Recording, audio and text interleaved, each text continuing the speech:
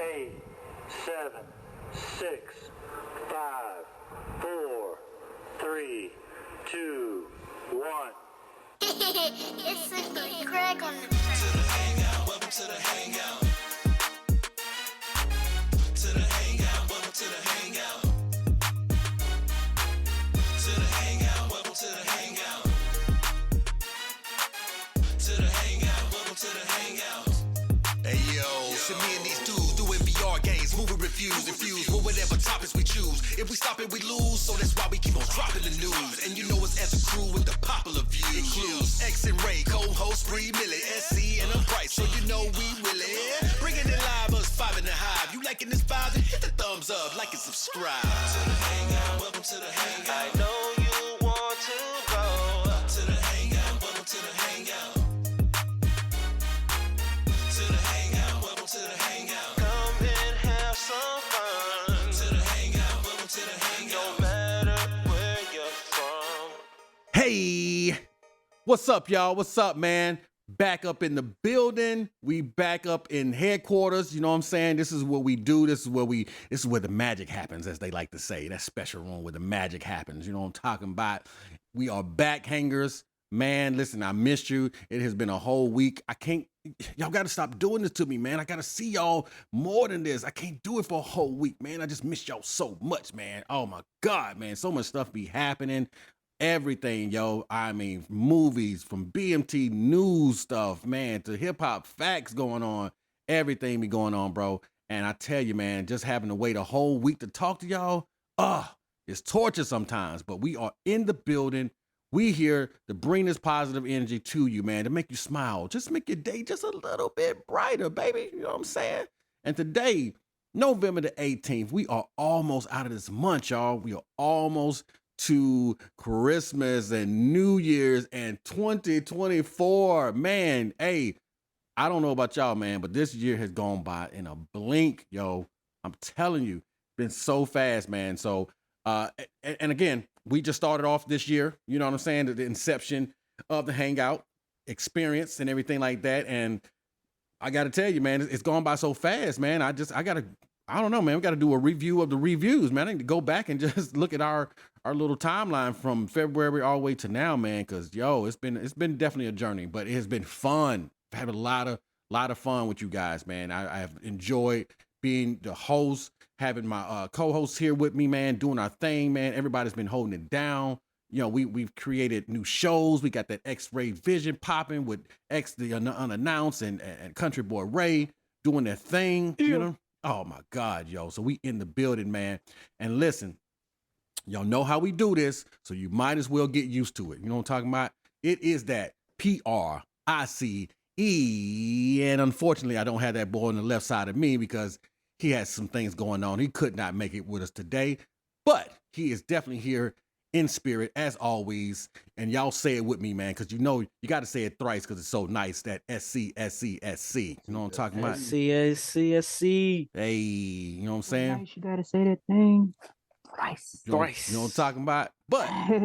But as he would always say, who he got on the other side? What's happening? Country Boy Ray, CBR with the country tunes, and we gonna bring it again today, and I'm gonna pass it on over to the next co-host. Yowie wowie, ladies and germs. Welcome back to another marvelous episode of the Hangout Experience. It's your boy, X the Unannounced, you know what I mean? Salute. I missed you. Yes. But let's be frank, you missed us too. Talk about it. And last but not least, who else on this line? What it do, shout it, it's your girl Bree 40 Millie. And all our hangers out there. What's happening? Yeah, man. Hey, y'all see that? Y'all see that? Hey, we are back. We bike. Better than ever, too. Better than ever. Hey, we getting a little used to that thing, man. Like everybody, you know what I'm saying, kind of picking up the ball when it's passed to them, dribbling, you know what I mean? We was a little shaky at first, you know what I mean? You know, trying to get it together. But I think right now, man, we got this. And who knows? I mean, it might be some hangers out there now that could probably introduce us better than we can introduce ourselves. You know what I'm saying? They've been listening so long. So we definitely appreciate y'all sticking with us, man. It's gonna be fun, man. It's gonna be fun. We got a Hood Classic coming for you today. All right, got a Hood Classic coming for you. So I'm a little excited to talk about it. Haven't watched it in a while, you know. And I definitely had some feelings about it, you know what I'm saying? Because I didn't watch it as a reviewer the first time, just watching it as a casual moviegoer and all that good stuff there. But revisiting it was quite interesting, as a matter of fact. So y'all please stick around for this review. I think y'all gonna enjoy that with us as we tap into Four Brothers. All right. But first, we got to go back to the formula. I mean, we got to do what we do. You know what I'm saying? This is what we do. And what we do is BMT News. You know what I'm saying? And nobody, you hear what I'm saying? Nobody can do BMT News like Bree Millie herself, because Bree Millie talks, baby. That's what BMT is. Did y'all even know what BMT stands for? Y'all just hearing acronyms and be like, oh, BMT News. You don't even know what BMT News stands for. Well, let me tell you what it stands for, shouty. It stands for Bree Millie Talks, baby. All right? So get ready, because Bree Millie is about to talk. What you got for us today, Bree? North Texas-based Chuck E. Cheese is lowering the final curtain on its iconic animatronic band. What? Oh my God, man! Hold on, man. Okay. What I'm saying is that, you know, I don't remember being a kid at Chuck E. Cheese, but I do remember being like a teenager. You know what I'm saying? You know, and being in a Chuck E. Cheese and seeing the commercials. I can still see the commercials today, like in my mind, of the commercials and the animatronics, they moving, and you know what I'm saying? You know, you got the big old headed Chuck E. Cheese with the smile on it, and the buck teeth coming out of it and all that stuff. And, you know, just thinking that was so cool, but also kind of scary a little bit too. It was, as a kid, look a little, you know what I'm saying? Like off, you know, because you got these big old animal looking things and whatever moving around and crap. But wow, man, I'm just like, that's crazy. Just even the title alone right now, right after we have, you know, the Five Nights at Freddy thing, you know what I'm saying? So that's just tripping me out, yo. Oh my God, so many things are changing. Anyway. If you don't mind, Bree, I'm coming in on with you, man. Let's see if we can just chop this thing up together then, man. Can I come in on some BMT News with you? Come on with it. All right, cool. Then we'll do this, man. We're going to double dutch this thing. We're going to go back and forth with this thing, man. So it looks like the kids' favorite restaurant group is taking them out of every venue in the country except for one. Animatronic characters and their band were a part of the childhoods of several generations. Children and adults across the country might recall attending birthday parties at their Chuck E. Cheese's or Showbiz pizza place, depending on where they grew up and how old they were. I know, right? Oh, and SC said it too, man, when we were talking about Five Nights at Freddy. He brought up Showbiz Pizza. And I had to thank him for it, because I hadn't heard of Showbiz in so long. Like, I hadn't heard that name in so long that I just really forgot about it. And I'll be honest with you, it was like, it was back in the day, Bree. You remember when Checkers first came to ATL? Like, you know what I'm saying? Like, they first had Checkers, and they also had Rallies. Right? And they were like the same thing. You know what I mean? They were like the same thing. Almost served like almost the same food and everything. Like, Rallies was just a little bit different, maybe even in price. And then I think eventually they bought out both of them or something. They merged them together and however. But that's kind of how I equate Chuck E. Cheese and Showbiz. You know what I mean? Like, it was the same kind of place, but Chuck E. Cheese, of course, obviously had Chuck E. Cheese. You know what I'm saying? The rat, you know, the mouse or whatever he is. And I don't remember what Showbiz had at all. I don't even remember they had animatronics, you know. But I just remember them being a similar kind of place. But now it's the end of the road for the beloved characters that revolutionized local family entertainment with what was groundbreaking technology at the time. Which is funny, because in the Five Nights at Freddy movie, that's what was on the little video. And she was saying, hey, this groundbreaking technology, you know what I'm saying? And I think it was the 80s, you know, for them. And so it's just funny how they make this sound just like a Chuck E. Cheese commercial. CEC Entertainment announced earlier this month that all of the animatronic bands were being retired in almost all of the more than 550 venues nationwide. Only one robot and band would remain at a location in California near Los Angeles. Wow.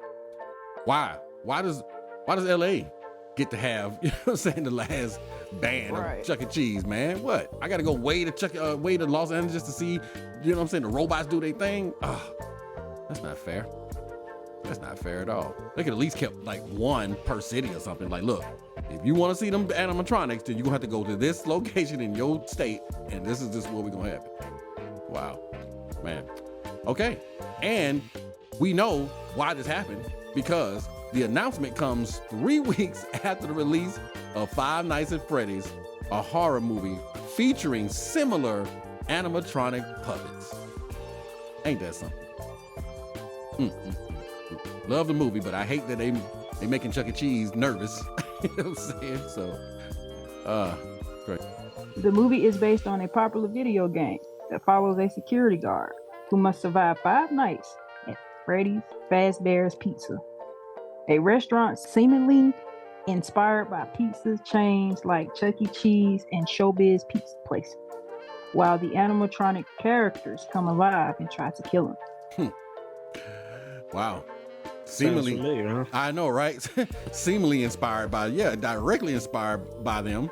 And the only difference was that, like I said in the review, that, Chuck E. Cheese didn't come down and kill you and take your pizza, Although when you was a kid, sometimes, you were kind of weary of stuff like that, Right.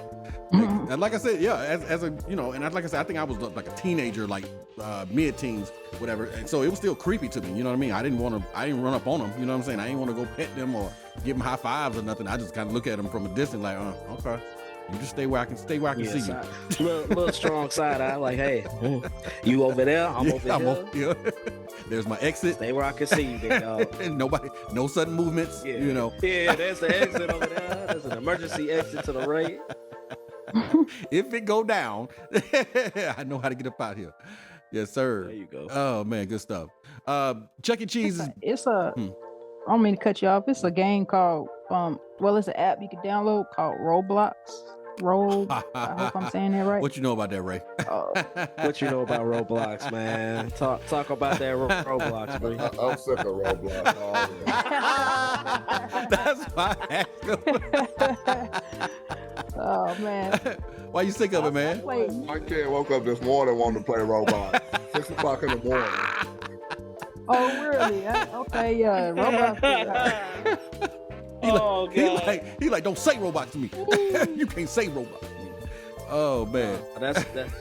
That name banned in the house for sure. Oh man. I played Freddy's game on there. Yeah. And I enjoyed it. That's what's up. They got a few of them on there, but it's one in particular I played, and it was interesting. Like that was the best one. It had good graphics and everything. Yeah. Hey, and I'll tell you, man. For all you VR enthusiasts out there, my first experience with Freddy Fazbear or Five Nights at Freddy was through VR. You know what I'm saying? Like I heard about it, but yes, first time I heard about it, and I saw the flat screen ones, and I'm like, that's cool. I'm not really a mobile phone gamer, so it didn't really draw me in. But when they put it on VR, and I'm sitting there at the desk, I mean, listen, you feel like you're in the movie for real. So for me, that's why watching the movie really kind of hit home for me. I'm sitting at the desk. I'm literally hitting the buttons. Like you have to push the buttons to change the camera views. You'd have to flip off the power. You know what I'm saying? Because if you keep the lights on too much, the power die down, and then of course they come and get you. And then when you mess up or whatever happens, they pop up right in your face. And you know anybody that's played VR understand it is right in your face. And I'm talking about all that stuff there in your face, like, oh, make you jump back and all that. Oh my God, it's terrifying. It is terrifying. So yeah, it's no joke, man. Oh yeah, I want to play that. Oh yeah, you would love it, man. I love it. So, but okay, y'all. I'm sorry, y'all. We had to. I digress. We had to just talk about that real quick because I just thought that was hilarious. I mean, me and CBR last night we were playing the game, and I could hear his son like, Roblox, you know what I'm saying? Like he want to play that Roblox. Like, Daddy, get off the game and let me play Roblox, So that's just trying to play. I'm trying to see what that Roblox do. For real, yo. Hilarious. Hey, go check out that Five Nights at Freddy review, man. Just in case y'all ain't heard it yet. Absolutely. Very spooky, very fun. Y'all know how we do here at Hangout. All right, man. So rounding out this BLT news, Chuck E. Cheese's brand transformation comes after the family entertainment and pizza chain fell on hard times during the COVID-19 pandemic. The nearly 50-year-old company filed for bankruptcy in 2020 as the restaurant industry as a whole was impacted by the spread of the virus. Full-service Chuck E. Cheese restaurants lost about 80% of their average revenue at the peak of the pandemic. Prior to that, the company still carried nearly $1 billion in debt on their balance sheet through the fourth quarter of 2019. Yeah, man. Wow. $1 billion in debt? God. How you get that much in debt, Charlie? Good grief. That's crazy. Ooh, wait. Trying to keep the doors open, man. But they started. I feel like people started leaning away from seeing CEC entertainment. You know what I'm saying? And for sure. Going to those, that I feel like that era was starting to die off, and I think COVID was just a nail in the coffin for it. You know what I mean? Oh, absolutely. Yeah, absolutely. For a lot of things, and Chuck E. Cheese is like, it would carry a lot of germs. You know? Yeah. Oh, yeah, trust me. I was one of them bad kids, and throwing my germs around too. So I already know. I mean, right. And kids, we love you. Okay, we love you here at the Hangout. All right, but man, y'all are some. Y'all little kids. Hey man, but y'all are some virus carrying something. You know what I'm saying? Like, boy, you go like son of guns. Son of guns. You know? Yeah. As soon as you go into school, like you can just feel it, right? You can just feel it like a blanket on you, like, oh my God. You know what I'm saying? You know, so teachers and staff, you know what I'm saying? Hey man, hats off to you, salute to you, because y'all brave that stuff every single day. You know. But yeah. So you're right, man. Chuck E. Cheese, man. Yeah, it's a haven for it, you know. And you know, what I found out was they no longer have the ball pit. You know, not just the animatronics, you know, but the ball pit was like, come on, man. Come on, it was the spit. You know what I'm saying? Like, come on, man. That was it right there. You know, you dive up under the balls and you know what I'm saying, having fun and throw them in there. You couldn't hurt nobody with them because they were soft, you know. And yeah, man. Oh my God, yo. So I'm just like, what's left?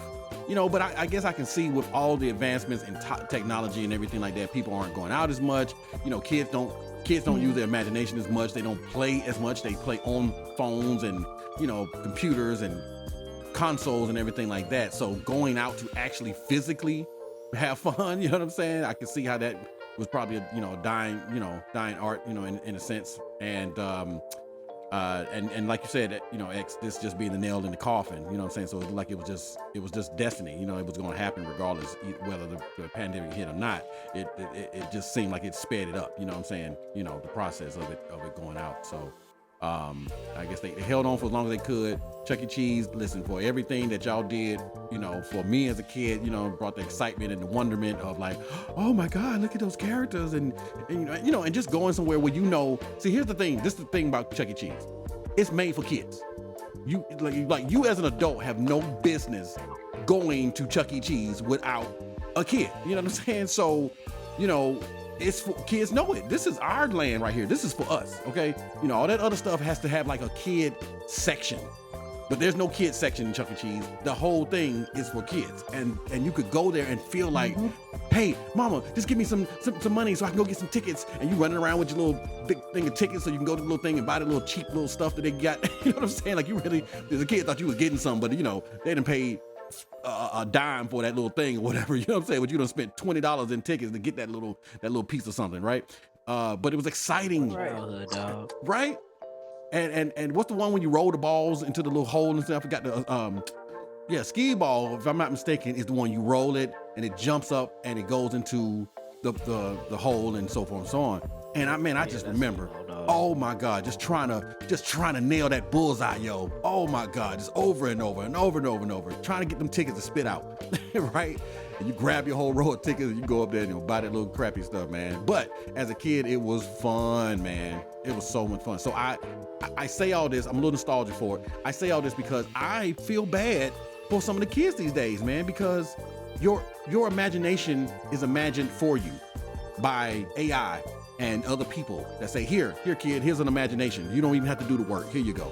But back in the day, oh my God, man, you can go outside, with a little stick and a ball or something. There ain't no telling what you can come up with. You know what I'm saying? Build a fort. You know what I mean? All that stuff. And I feel bad for the kids these days, man. I really do, because, like I said, they don't have to have an imagination. It's all imagined for them. But having an imagination is one of the best things ever. You know what I mean? I mean, it helps you in your daily work as an adult. Having an imagination helps you improvise when you have a problem. Well, you use your imagination to overcome that problem. What am I going to do to fix this problem? So I just hate, that for the kids, man, that these things are going away, and it's unfortunate. But I do understand business, and if they're not making the money, they're not, making enough money to keep the lights on or to use these animatronics, you know what I'm saying? Because I'm pretty sure they're very costly for not only just to make, but just the repairs, to keep them moving. Yeah. Yeah, it sucks. When I drive past a Chuck E. Cheese now, I think of Five Nights at Freddy, but I'm not thinking. I'm serious, I do. So. And that's why they're getting rid of the animatronics.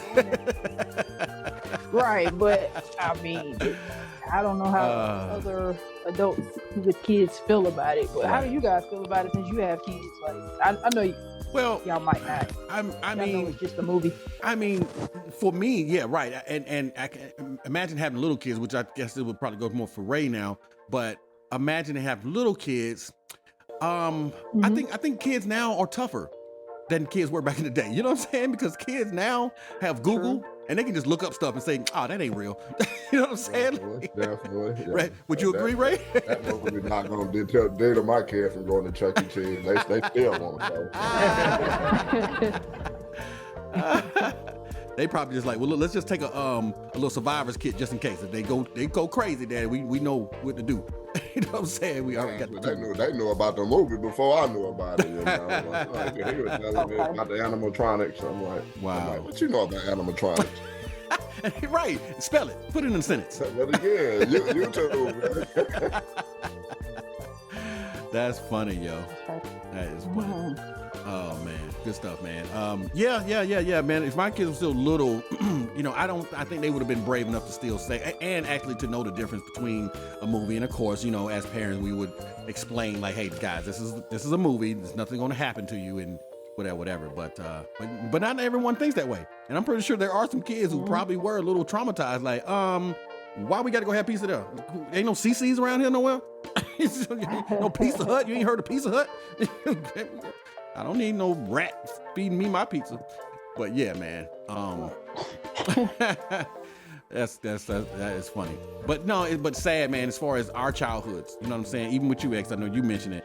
To just kind of watch your childhood fade away a little bit. You know what I mean? It's yeah, man. It hurt the heart a little bit, man. Spent a lot of hours in that ball pit with a lot of boogers and whatnot. A lot of disgusting germs, as most kids would pass around and stuff. And absolutely. Running around with my little tickets, trying to get my little toys and whatnot. Oh man, eating that cardboard pizza. Eating that cardboard pizza, baby. You know it. But back in the day, it was good, wasn't it? You know what I'm saying? Like, it was the best thing ever, right? Oh man. Well, that's cool, man. Listen, they got that Little Caesars pizza now. Little Caesars. Hey, you know what, man? Let me tell you something, man. When Little Caesars, question, I don't even know. Hey, man, when Little Caesars first dropped, man, let me tell you something. Especially where my money was, yo, I used to go ham on them, yo. Like, what? $5 for a large pizza? Man. Oh my God, yo. I definitely kept them in business. I definitely kept Little Caesars in business, Little Caesars Cheeser is back. I just want to freshen up my lipstick. Is it on straight? Pizza. It's a pizza. I used to love it. So just to hear him pizza. But yeah, man, I used to rock with it. Like, depending on how your money is, like, you can make something taste good. Like, so you can make it better depending on what your money is. Because for me, for the longest, that McDouble and small fry for $2, bruh, that was it. That's all I needed in my life at the moment, because I didn't have enough money to afford firehouse subs. You know what I'm saying? Like, I would be working with people and they be like, oh, we going to firehouse subs. Okay, well then I'll meet y'all in there. Let me go grab my little 2 for $2, you know what I'm saying, McDouble and fries, and I go right up in there, firehouse subs, sit right next to them, eating on my little cheap burgers, you know what I'm saying? Because the whole point to me was, let me just stay alive till the money start coming. You know what I'm saying? Once the money comes, I can get a little something else. But hey, man, So that's how it was for me when it came to Little Caesars and all them, you know what I'm saying, Chucky's and all that. Man, hey, it tastes better than it does now for sure, because my money was funny. You know what I'm talking about? But yeah, man. Well, Caesars, you got to eat it when it's freshly hot, because once it's not, you really gonna get that cardboard taste. Oh yeah. Really. Yep. Yeah. You can turn that thing into a star, like a ninja star, and just throw somebody and chop somebody's neck off with that thing. It gets so hard and yeah, man.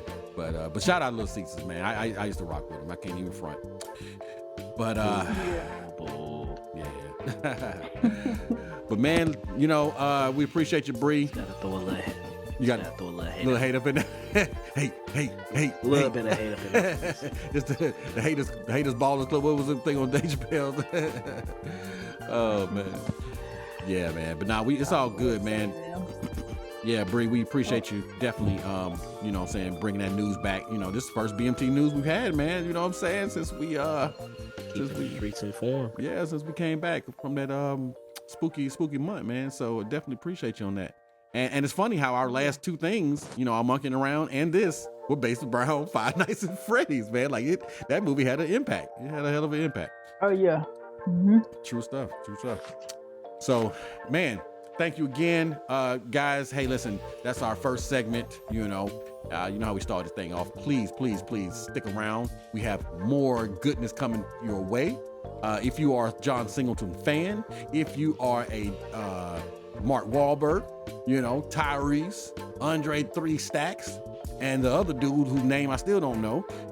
Even if you're his fan, you know, stick around because we got something coming for you, baby. It's that Four Brothers review, and it will be here right after these Timmy treats. And you will know my name is the Lord when I lay my vengeance upon thee. Shawty, amen. I hope that you've had your Timmy treat. I hope you've got a chance to go and use the restroom, you know what I'm saying? Get your snacks, let's get your popcorn, your peanuts, you know what I'm saying? Your Cracker Jacks, your Coca-Cola, your water, whatever it is, man, you know what I'm saying, that you drink on and you like to chill with and eat while you listen to this podcast, man. Hey, it is time, baby. It is time. It's time. And I'm talking about not one brother, not two, not three, and you know what I'm saying? I would say that this is about the four brothers, man. The four of them. You can't just have one or two or three brothers. You gotta have four of them, baby. You got to. And not only that, to really make it just more even, you gotta have two black brothers and you gotta have two white brothers. And that's how you get this culmination of what we're calling the Four Brothers, directed by that boy. R.I.P. John Singleton, man. Yeah, man. Yeah, that was sad. Just actually hearing that about, like, man, this man has so much more stuff to bring us, dude. Good grief, man. What would that have been like where he is now? You know what I'm saying? You know what I mean? You know, yeah. Major loss. Definitely all my Snowfall fans. I know y'all feel me, right? You know what I'm saying? What would those other seasons would have been like, man, if that boy would have been around to direct those things? Don't get me started. Yeah, man. No. Sorry, y'all. Listen, man. Just wanted to bring this thing in right, man. Y'all know what this is, man. This is a review of the Four Brothers, you know, and you know, it's a hood classic. I mean, this is what we consider a hood classic. When you're asking or you're wondering if you see that stamp on there that, you know, Bree Millia put on there with the trailers, it says hood classic, right? And you know, hood classic is always, you know, like, oh, it's got to be Minister Society or you know, New Jack City or something like that. It's gonna be ultra violent and, you know, all that stuff there, man. You know, we know what hood classic is. You know what I'm saying? It's just that one, man, that just made you feel like it was so real, it was so grounded, it was something that you could relate to because it's what you saw growing up. You know what I mean? In your hood, all right. And when we just for everybody that's listening now, when we say hood, we just talking about an abbreviation of the neighborhood, all right? Period. That's what we talking about, all right? So just let everybody know, give them the correct verbiage, you know what I'm saying, of what's going on up in here, man. But that's what we talking about. Four Brothers. And what we're going to do right now is review this cast. Got to familiarize you with everybody in here because the cool thing about it, and we'll get to this later, is that there are some people in here who didn't have the name that they have today. you know, I mean, these actors and actresses are major now, you know what I mean? But at that time, you know, you can see that Singleton was just grabbing some young new talent, you know what I'm saying? And he saw like, oh man, this dude's got something, this woman's got something. Let me grab him now, put him in here and let him do their thing. Because he actually used some of these same actors and actresses in his other films, you know what I mean? That were actually more popular, made more money than Four Brothers. But hey, you got to start somewhere, and this is where they started. And that first dude, we'll get out the way, of course, you know what I mean? That boy, come on, Marky Mark and the Funky Bunch, man. I mean, come on, it's Marky Mark and the Funky Bunch. All right, he's headlining a movie. Mark Wahlberg playing the role of Bobby Mercer. Okay, next, who do we have? Hey, ATL shouted Andre 3000. Okay, them 3 stacks, baby. Andre Benjamin. That boy Andre Benjamin. Yes, sir. Yes, sir. Lauren is the middle name. Yeah. Yep, but they don't know him as that. You know what I'm saying? And if you know, you know. Everybody know. You say 3 stacks. You know what I'm saying? Andre 3000. You know. Yeah, man. Hey, man. Dre. You know what I mean? They call him Dre. So a lot of stuff. But you're right. You know, Andre Benjamin. And I think what is Big Boy's real name? I think their names are kind of similar in a sense, if I'm not mistaken. I think they got either the last name is his first name or something. I got to look that up again. But yeah, man. So he's playing the role of Jeremiah Mercer. Next we have Black Ty, you know, Tyrese Gibson, playing the role of Angel Mercer. Basically, at that point right there, I kind of felt like he was typecast. You know what I'm saying? Because the role he was playing was kind of the same role that I would see him in a couple of movies. You know what I'm saying? He would have around about that time. And rounding out, sorry, I don't see no man named being Angel. That's funny, yeah. What's funny is I actually do know, you know, a dude, you know what I'm saying, named Angel, you know what I mean? But it's funny because the way his name is said and you say it doesn't sound feminine though, right? I'm being for real, like it almost sounds menacing or something. You know what I'm saying? Like you got good angels and you got bad angels. You know what I'm saying? And so, but rounding out the fourth of the 4 brothers is Garrett Hedlund, playing Jack Mercer, as they call him in there, Jackie. That's your 4 brothers right there, man. You know, all good actors, you know what I'm saying? But like I said, at the time, you know, they were still kind of new to the scene, you know, and you can see John, you know, John had a thing for picking that talent, baby. I promise you, he had a thing with picking that talent, man. You know, don't forget, you know, he had that young, you know, old dog, what's your boy name? Lorenz Tate. Come on, man. Come on, dog. That boy was on fire, man. You know, so he got an eye for talent, man. John Singleton was a bad dude. He was a bad dude. Mm-hmm. All right, man. So who's going to give us this overview? When an inner city Detroit foster mother, Evelyn Mercer, is murdered in a botched holdup, 4 of her now grown adopted children suspected it was no random killing. Rising musician Jack, former Marine Angel, hot-headed hockey player Bobby, settled down husband, and father Jeremiah go on the hunt for neighborhood criminal kingpin Victor Sweet while being trailed themselves by the local beat cops. Release date was August the 12th, 2005. Directed by John Singleton. Box office, $92.5 million. Budget was $30 million. All right. Okay, so it made some money. You know, it made some money. And that's all them studios care about. You know what I mean? You know, make us a profit. Dollar bill, yeah. Yeah. Cool. All right. Well, hey, X, man, you know what time it is, dog. You know what I'm saying? Do it like you do it. What time is it, dog? Oh, we need that beautiful bean footage, baby. All right, guys. This is the 4 Brothers trailer. Evelyn Mercer, the greatest mother 4 degenerates ever had. What makes a brother? Good to see you. You gonna stick around a little while this time? Thinking about it, Ma. It's more than the color of your skin. I'm your Uncle Bobby. You're white. Your grandma, she adopted me and Uncle Jack like she did your daddy. It's the people you call family. She only came across 4 delinquents so far gone, she couldn't find anyone to take them in. So she did. Try one more time. Get him, Jerry. Yeah, get him, Jerry!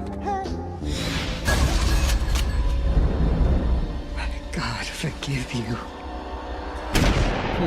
Because some bonds are stronger than blood. No sins of man will go unpunished. Amen. The brother's gonna work it out.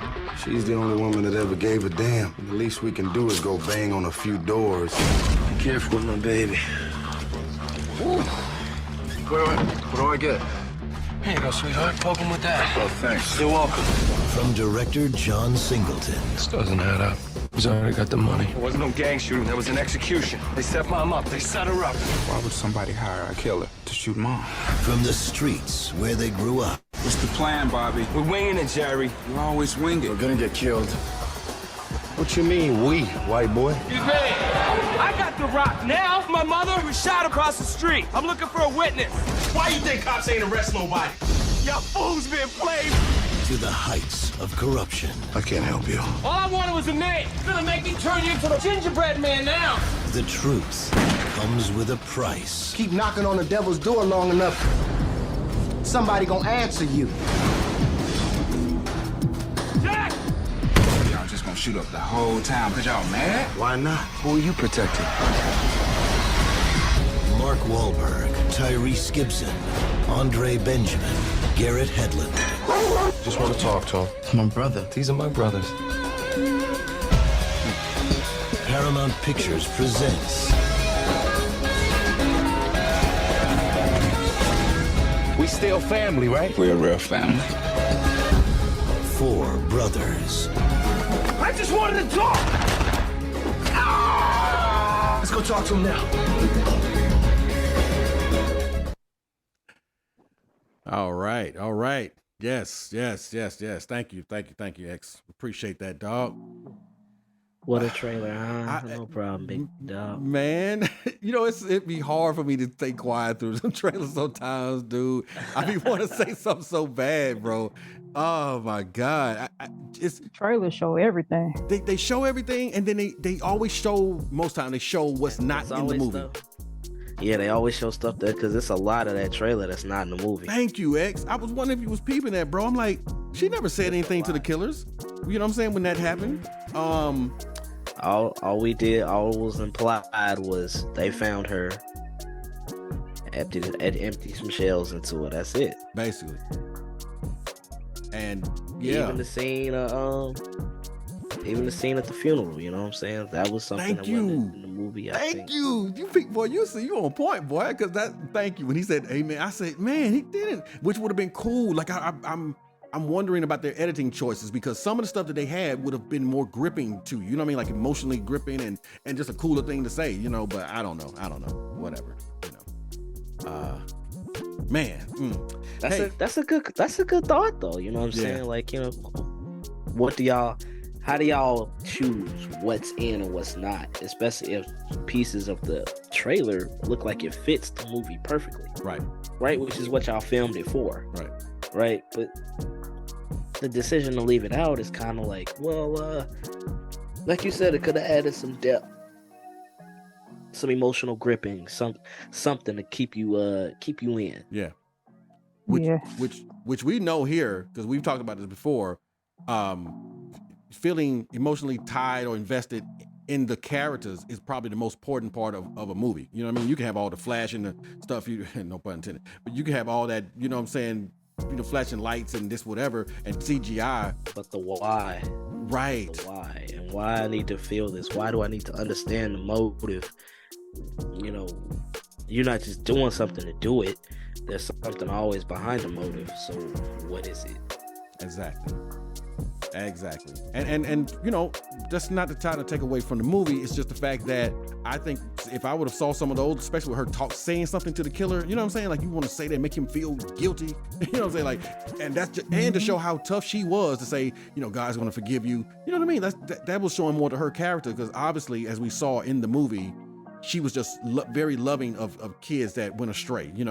She was there to help them, and that's what she did. She wanted to keep them out of trouble. She could have easily turned the little kid in, for stealing the candy in the beginning of the movie, but she wanted to save him, and that's the person she is. Teach him a lesson. Yep. She wanted to teach him a lesson, make sure that he stays on the straight and narrow. Yes.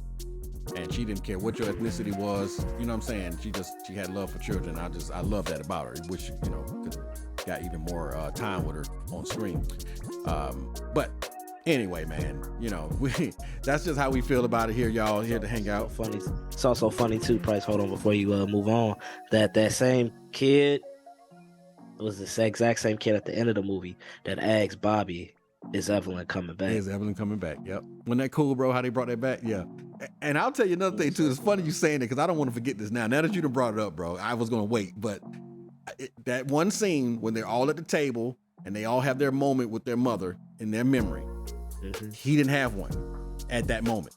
He was just ready. He was out for vengeance. He was, you know what I'm saying? And I love the way they broke that up to where they like all of them had that moment with her, with Tyrese with the tattoo and, you know, boy, you know, close your mouth and all this stuff here. But they didn't give you a memory of her until the end of the movie. After the end of the movie. Yep, till he was at peace. You know what I'm saying? You know, and which showed that he wasn't at peace. Yep. Which showed that vengeance was on his mind, like you said, and he couldn't rest until everything was figured out. Yep. Look at that storytelling by John. That's crazy. Right? All right? Hey, man, that's what I'm saying, bro. So that's why I say reviewing this movie is going to be a little funny for me because I had to look at it differently. And so there are some things that I'm like, I want to bring up to see how y'all feel about it. So yeah, I know people, the hangers are like, are y'all even talking to us? Are they just talking to themselves? Y'all are still here with us, and we're going to tell you about the movie. You know what I'm saying? Y'all know how we got to break the movie down. Y'all wanted to just, listen in on our conversation. That's all. Get some perspective. That's right. So I will tell y'all first, this was suggested by our brother, CBR. CBR Stay on the Hood Classics. And we were also thinking... Stay on country tunes. Already. And so we were trying to find a Thanksgiving themed movie, right? And this was one of the choices. And our brother's like, hey, throw in that Hood Classic, baby. So here it is. So it's not just about it being black people in it or however, whatever, or it being in an inner city thing or whatever, guys. You know what I mean? There's more to it. This is a Thanksgiving movie. We're in the month of November, and we are right around the corner for Thanksgiving. And so here was a movie that we thought was exciting, had some action, some drama and everything like that, but also was centered around family and Thanksgiving, which is what we're about here to hang out. Starting off, man, you got this movie directed by John Singleton. And the first thing to know differently about this movie compared to all his other movies is it's not in LA. It's not in California. You know what I'm saying? That's usually his playground. You know what I mean? All his movies mostly center around there, whether it's from Snowfall to Menace to Society. I mean, not Menace to Society, I'm sorry. Boys in the Hood, just a lot of the movies that he make are LA-based movies. So already in Detroit, I was going in like, let me... Crazy. Yeah, let me. Crazy. I never thought about that, but that's actually right. That's his playground, bro. His films are in California. He knows it. He knows those streets, and he does it well. And that's actually part of what I was going to bring up in this review. So we start off. Let me start off and tell you off the jump, man. When I heard the soundtrack, I'm like, you hear some Marvin. Marvin, come on, man. Marvin Gaye, come on. You're like, okay, getting you in the mode and such whatever, And I don't remember the exact song that she was listening to, but that song was kind of sound like Motown-ish era. Oh, yeah, they had Motown feature through this film. All through it, right? Yeah. I love the music choices. So the mama, that's what she's driving in on. You know what I'm saying? I'm like, oh, mama cool already. You know what I'm saying? Grandma cool. Mm-hmm. And we can tell mama OG, yeah. She an OG, baby, right? So she goes in there and just like we mentioned, man, they showing you who she is. She wants to help children, wayward children, all that she can, and that's what she's doing. And I gotta say, man, initially the way they played it and filmed it, it didn't look like a hit. It did not look like a hit to me. It looked like they came to rob the place and they heard her in the back. You know what I mean? And then they was like, oh, somebody in the back, let me go do it. So the way they filmed it, initially I didn't think it was a hit, but of course we found out something different. But yeah, I mean, starting off, man, I was like, man, they didn't waste no time. This is what, the first 5 minutes of the movie? You know what I'm saying? Yep. Woo! I'm like, okay, well, this jumped into hot waters real quick.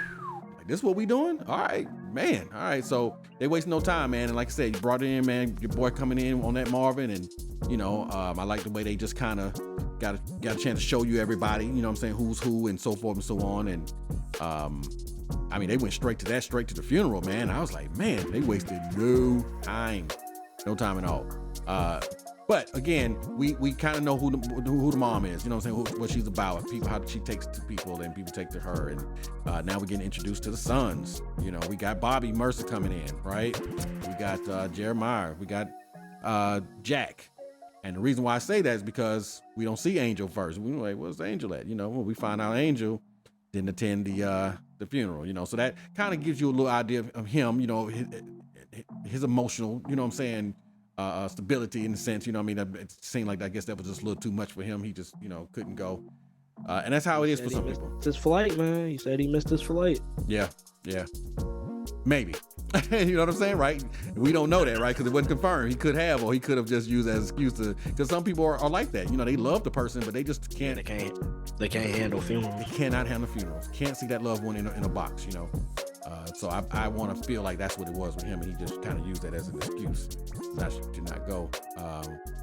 But like you said, X, they didn't show that one part in the trailer of him saying, you know, amen or whatever he said. But you can just kind of tell from his look the whole time that he's upset. You know what I mean? He's there to pay his respects to his mom, but he needs to find out what's going on around there. And Andre 3000, Jeremiah, you know what I mean? You know, you could tell almost immediately he's the more stable of the four, you know what I mean? You know, more grounded, you know, of the four. Mm-hmm. And right? And I think the list goes Bobby being the oldest, Jeremiah being second, Angel being third, and then Jack being the youngest. That's from what I kind of saw. Because I remember Jeremiah. Yeah, that's what it looked like to y'all? Like too. Okay. Right. So we see Bobby, you know, even Bobby's the oldest, Bobby is the, you know, he's a hothead, you know what I mean? And so forth and so on. But he's also a protector though. That's what they show you in the beginning. He is a protector. He's a protector of his family, his brothers. And I'm going to bring up some about that brother stuff. But anyway, so, you know, we into it now, man. You know, we linked up. Everybody's at the house. And I really like that part of watching them all kind of go to their rooms. You know, they come in the house and make you feel like you haven't been in your mom's or your family's house in a minute, and you go in and it's like, wow, everything's still the same. This is what I remember growing up, you know, and you go back and you go into your old room and play with stuff and just think like, wow, man, you know. So I just thought that was a really good part to watch them all do that, you know. And even Bobby, being as tough as he is, trying to say, hey, I'm gonna take mom's room, you know. He's basically establishing, you know what I'm saying, the leadership, you know, really, hey, you know, I'm the oldest, take mom's room. But as we see in there, I mean, he's crying his eyes out, you know. I mean, this is tough. This is hard, man. You know. And I like that though. I like that vulnerability that John Singleton was showing with these, you know, so-called tough, wayward kids who were bad. They were so bad that nobody wanted to take them in, but this one woman. But even still, she loved them so much that it created a bond of brotherhood with them. Around, she did. Yeah. Created a bond of brotherhood with them, but gave them that mother, man. And where her skin color didn't even matter. She was their mother. They all referred to her dearly, you know what I'm saying, endearingly as mom, you know what I'm saying? Mama, you know? And didn't even blink saying it. That's like, no, this is my mama, you know? No hesitation. I love that. Love that, man. How can you just point a gun at a old lady like that? Just anybody. You know what I'm saying? Like, she wasn't doing anything. Yep. You know, that's just terrible. It is, man. To have that on your conscience and all that stuff. If they even have any type of, well, they ain't got no goodness in them if they killing. Exactly. But that's just horrible. And, you know, let me point out while you brought that back up, you know, in the store when they're shooting, they do show you enough. If you're paying attention, like, oh, this guy got a long, you know, what you're trying to say, goatee or something. And so they kind of show you some little things about him that, you know, you can maybe recognize later, because that's what we're looking at. I mean, listen, here's the thing, plain and simple. The guys coming in to rob or whatever, they see an old lady in the back, they go shoot her. Cool. The sons come in, they trying to find out who's who, whatever. Well, I mean, as they, you know, get past the little grieving stage and they're, you know, hey man, we need to go knock down some doors, ask some questions. Of course, we see that Jeremiah is a little reluctant to do that. You know, like I said, he's the more grounded. He's got a family. He's got 2 daughters. He's got a wife. You know, the kids are like, how y'all my uncles? Y'all are white. P. Henson. What's that, bro? I said, shout out to Raji P. Henson. Oh, come on, bro. I mean, you seeing pre-Empire, you seeing pre-Baby Boy. You know what I'm saying? Like, that's what I was mentioning earlier. Like, he saw that talent, man, and he could grab it and say, hey, she didn't even have a lot of lines, bro, but every time you saw her on screen, you saw hints of... It was impactful. Yes. Something passionate. Yeah, she's passionate about her work. I really like her. Yeah, me too. I'll go as far as to say that from my experience, she's pretty friendly in person too. I mean, she's really down to earth. You know what I'm saying? When you see her play those real tough roles, whatever, she ain't like that, man. From what I saw, you know what I mean? She's just cool and down to earth, man. Like, just walk up to her and have a conversation. So I like her, man. Cool person.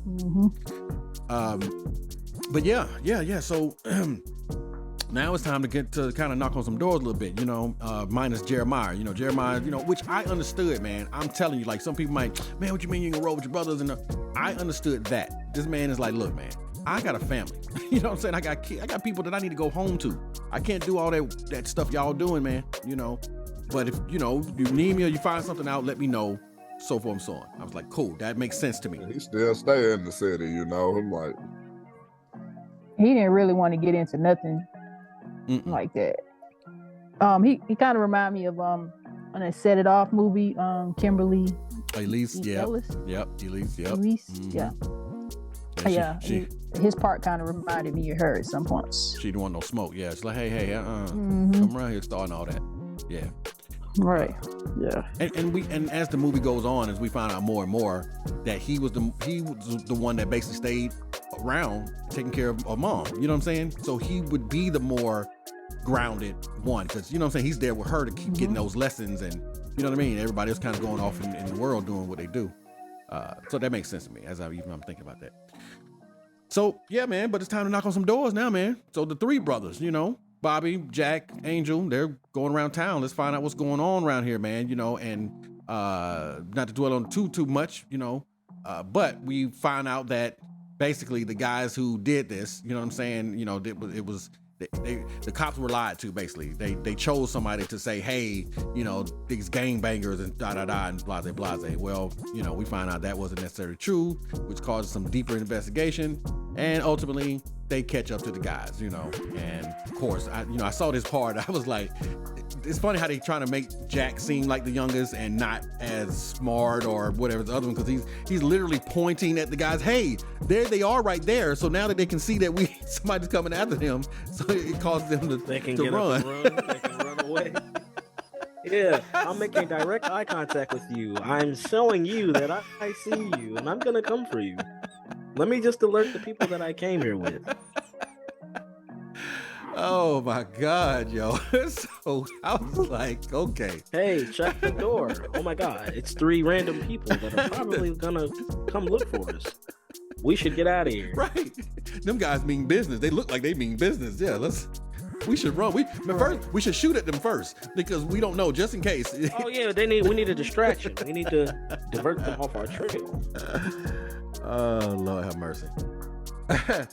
Okay, so I see what you did there. Mercy. You see it? So I was right there. I was like, okay, I'm gonna chalk that up to him being the young dumb one. You know what I'm saying, and whatever. Because one of them did say, hey, no, don't. You know, he tried to move his arm down, like, hey, what you doing? You know. So I'm like, okay, cool. You know. But anyway, man, we see a chase ensues. All right, they chase him, and it's in the snow. Of course. Now, let me say this real quick, guys. However we all feel about this movie, what I want to point out is that because it wasn't LA, I think John Singleton was trying to figure out how to shoot this movie. You know what I mean? Because we all know that environment and location is also a character in a movie, right?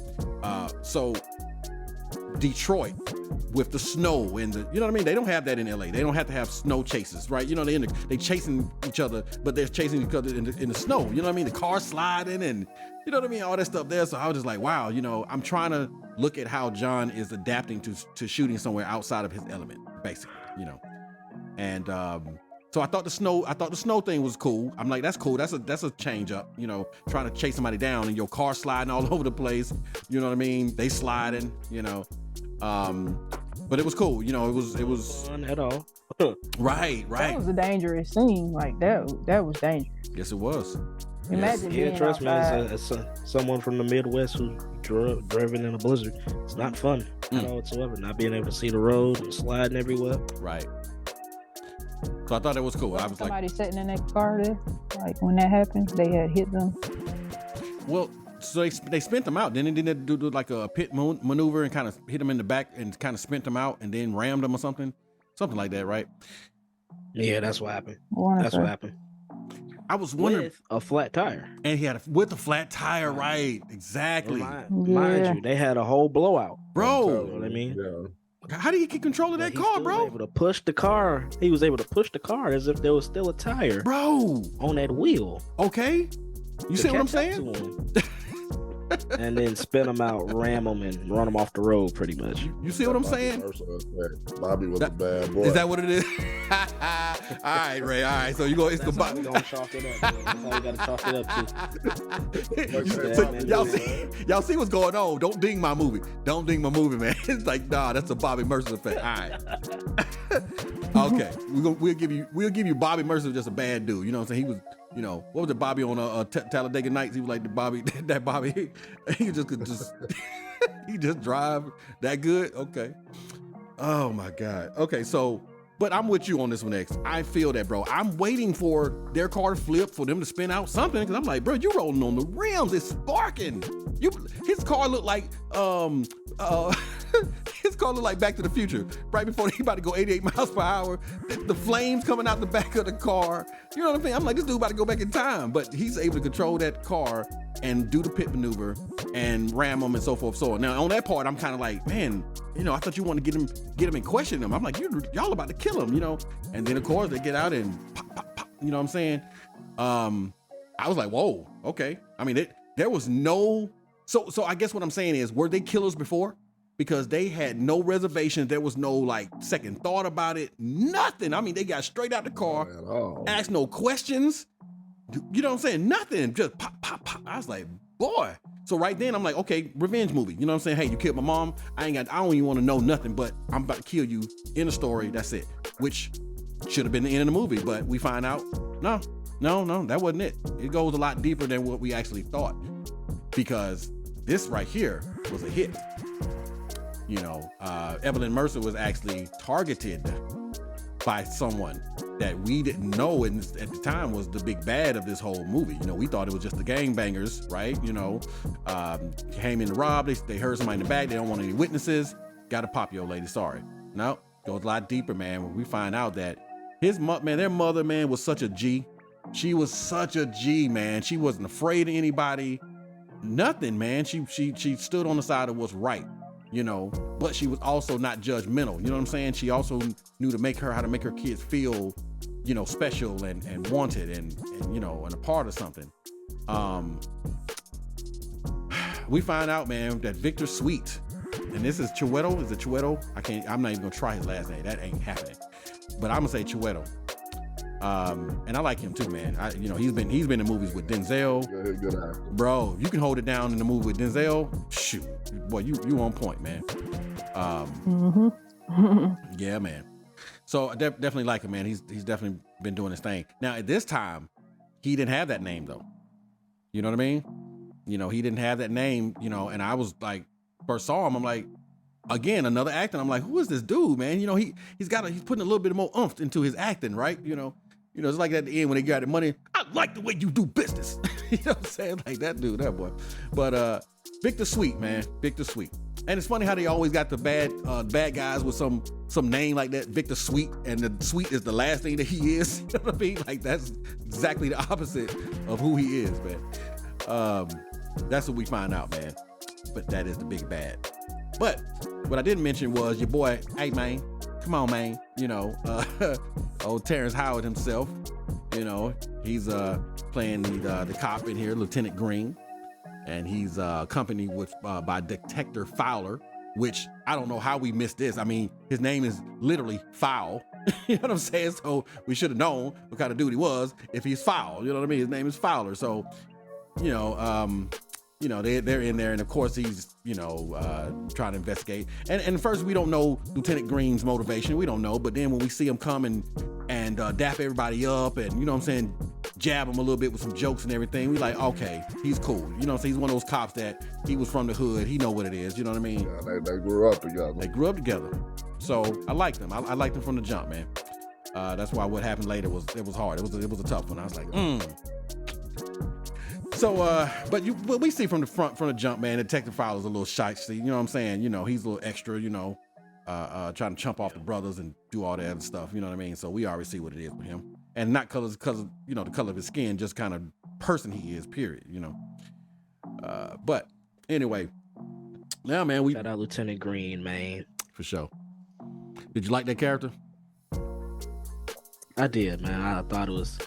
like y'all are explaining, you know, we don't know his motives off bat, you know, but to find out and develop his character he's actually one of the good ones. Yeah. You know, he doesn't have a vendetta against the hood that he grew up in and, you know, this, that, and the third. He was more or less that guy trying to protect it from the inside, you know. And then, unfortunately, you know, Fowler, as we learn, since his name is Foul, you know, he starts, you know, trying to tie up loose ends.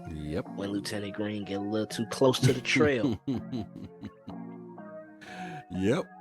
Which he admittedly even said himself, you know what I'm saying, about those surveillance cameras, like he didn't do a good job of covering himself. So I mean, you know, that's what happens when you get caught. But yeah, man, and shout out to Sofia Vergara. Is it Vergara? Yeah, you know, she did her thing as a crazy girlfriend, whatever that was, man. She was all over the place. Angel, leave her alone, man. But, you know, come on, man. He come back in town. Did you see what he was she working with? How you gonna leave that alone? That's what the old work. He like got into a shootout, man. Probably go get this woman. Oh man, what whole shootout, man? That was crazy. Oh my god, yo. So it was funny because literally rolling down the street, man, hanging out the window, barely can steer the car. He get into it with him, right? And right, I know, right? That was funny, dog. I'm saying, like, girl, you about to get us caught? They all breaking in the house, and she out there honking the horn. I'm like, come on, man, you had to leave that alone, dog. She's a little crazy, but the setup for that.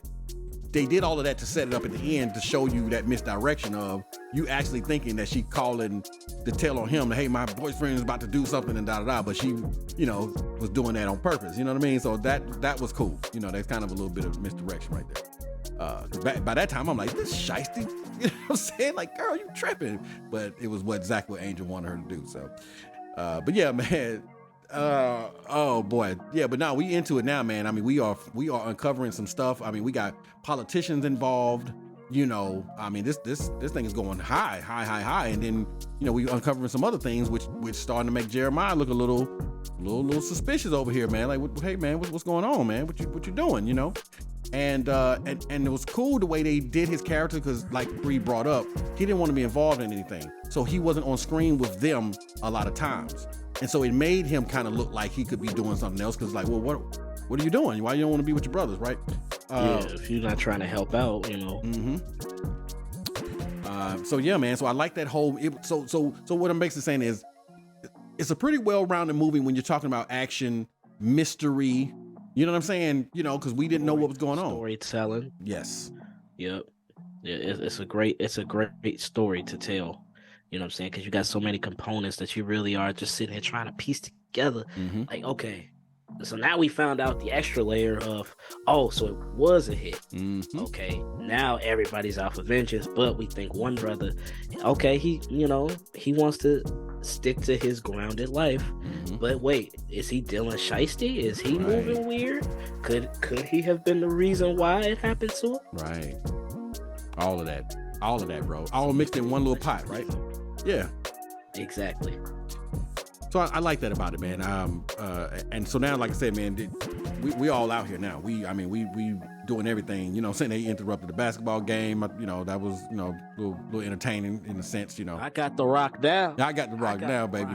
Yeah.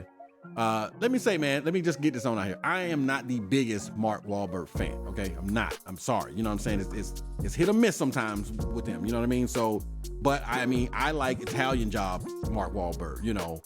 I like The Departed Wahlberg. You know what I'm saying? Martin Wahlberg. You know what I'm saying? So there are things that he's done that I'm like, cool, you know. And then there's other ones I'm like, I like Ted. I like Ted. Mark Wahlberg. I like Ted. Yes. I like Ted. Yeah. You know, he's not forcing himself to be funny at that moment to me. You know what I'm saying? It's just natural. You know what I'm saying? Same with Daddy's Home. I think he wasn't trying to force himself to be funny in that one either. Right. Yeah, so but anyway, so yeah, man. So just had to get that on out there. Not the biggest, you know, Mark Wahlberg fan, but you know, okay. So okay, I don't feel bad. Okay, so in this one here, I'm like, okay, it's all right. You know, I know he's trying to, you know, play the tough and so, but there's times when he's trying to be funny that I'm like, come on, dog. You know what I'm saying? You don't need to do that. You could just stay. It's a little forced. You feel me? Like you could just stay the tough guy and you stay there. Let the other people be the comic relief, which is like Tyrese. Tyrese is usually the comic relief in whatever movie he's playing with anybody. You know, they give him the jokes. Yeah. So when they try to give Bobby the jokes and then he got to go back to the tough guy, that just didn't work for me as much. I just didn't feel that. You know, it just felt a little forced. Yeah, I feel that. You feel me? So anyway, but besides that, man, I kind of like everything else. You know, Jack, you know, he's the younger dude. They always trying to protect him. They don't want to give him a gun, this, that, and other. So we know Jack is the baby and we got to protect Jack, you know.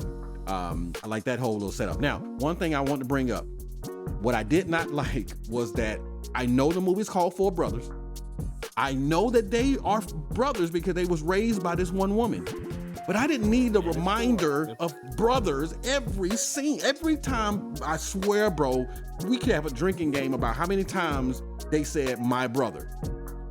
That was bro. Keep that in mind for a hangout after dark, you know what I mean? For real, dog. Hey, listen, there was one part where Bobby Mercer is walking with Jack Mercer, and Jack is asking him, he was like, yeah, man, you know, I heard him on the phone and his voice just sounded, he was like, how can you tell? I know my brother. Why are you telling your brother you know your brother? Like, you know, he knows that's your brother. That part right there, I'm just like, that totally lost me right there. But it was just every time they turned around, you know, when they had the kid from the basketball game, he was like, well, that's my real brother. Well, these are my real brothers. You know, I'm like, good grief, man. Like every time they was on scene together, they had to remind each other that they was brothers. You know, I'm like, we get it. You are brothers, you know, so. But anyway. These ain't just four random strangers. They're brothers. They're brothers. And they're, oh my God, man. Maybe that was something they was trying to push. Like, you know, they want people to look at each other. You know, the guys. A secret agenda. Yeah, something like that. Yeah. No, I get it. Like I said, that makes sense, Bree. That makes sense. Yeah, I can see that. I think that's what they were trying to push. You know, we're all one skin color. You know, you can be brothers like that with anybody. Yeah. Oh, I get it. Yeah. Oh, I absolutely get it. But man, it was one brother too many. Need the reminder every other scene. That's all I'm saying. It was just one brother too many, though, dog. Like I've been got that. You know, that scene when they were all crowding the kid, and the kid was like, "No, but I'm talking about my real brother." He was like, "These are my real brothers." Right there, that's enough. Right there. If you're paying attention to the movie, you should know from now on, it don't matter the color. You're all real brothers if you was raised in that same family. You know what I'm saying? Period. That's it.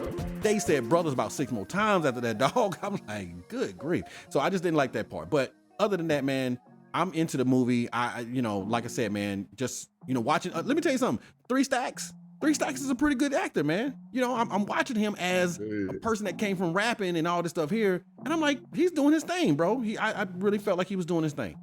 You know, I believed him as a character. You know who he was, and just looking at the IMDb when they like got them big old teeth. Instead of looking at him now, it's like, that boy got some big old teeth.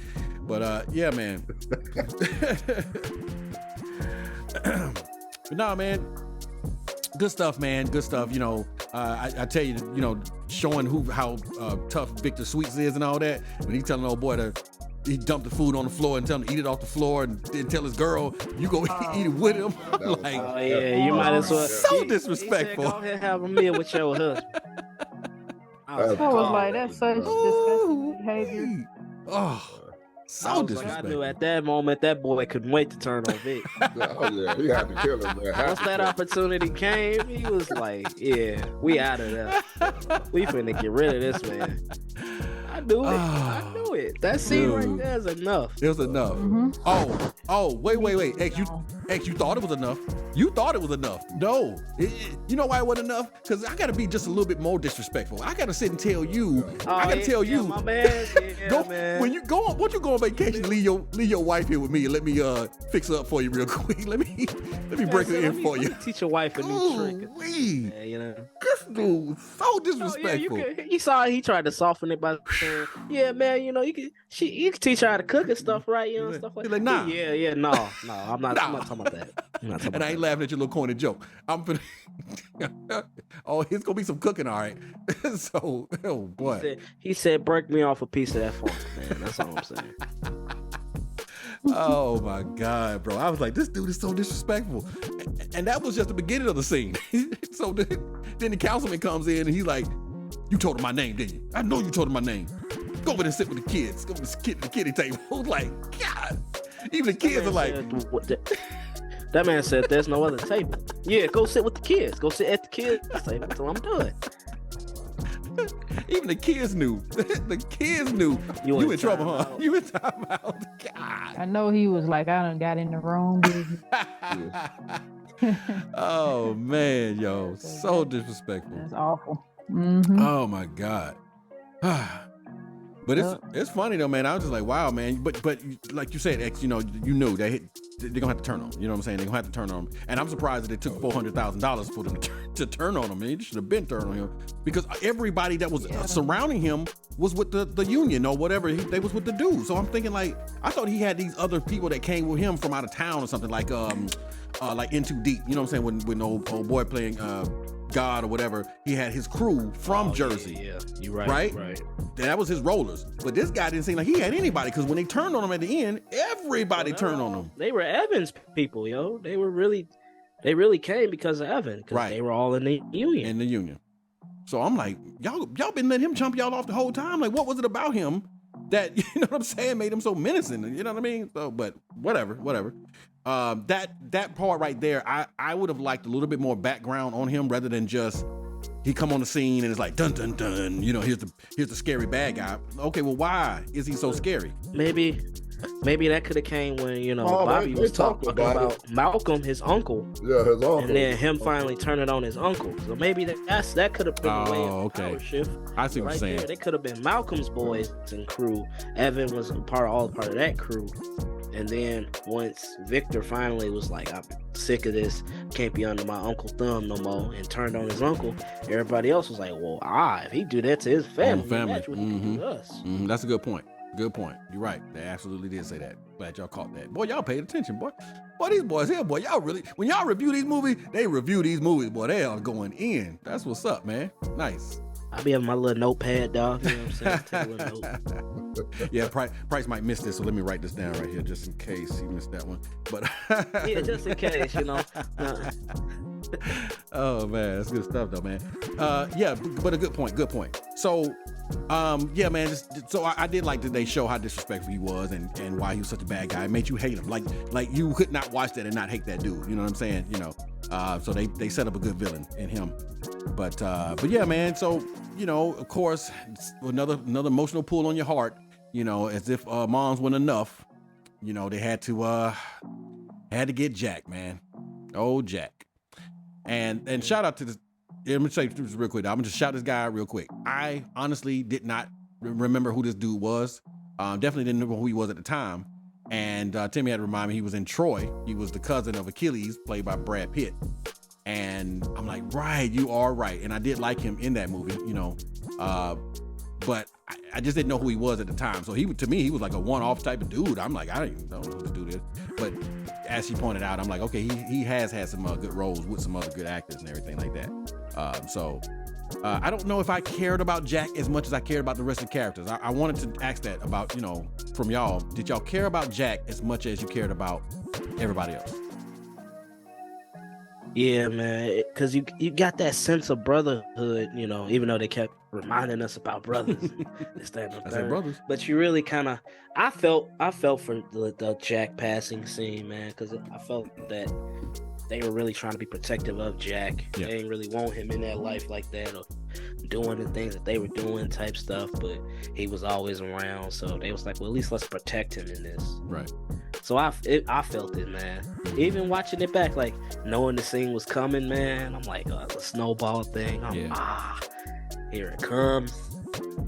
Yeah. And then watching him basically lay there, bleed out while they having this shootout. I know, man. And he's calling his name, calling Bobby, right? Yeah, while calling Bobby's name. Because Bobby always looked after him. Yeah. It was crazy. It was emotional, to say the least. And now, right, and it got me too. Now, of course, I didn't want it to happen, but I'm saying I was just talking about before it happened. Did you have that much attachment to him as the rest of the brothers, with Bobby, Jeremiah, and Angel? Yeah. I feel like I did. I feel like all I looked the at board? them all equally, and I looked at them in a family type of lens. Yeah. So I knew, like, before we get any further, you gotta felt like some kind of consequence was coming, because Green kept warning them, you keep knocking on these doors, something gonna happen. Right. And I felt like, usually time in these type of films or TV shows, when you get too close to the boss, it's time to lose somebody. Yeah. It's kind of a trope. Yeah, somebody's gonna get it. What'd you say, CBR? I said they was running around terrorizing the city, so you knew somebody was gonna get it. Yeah. Yep.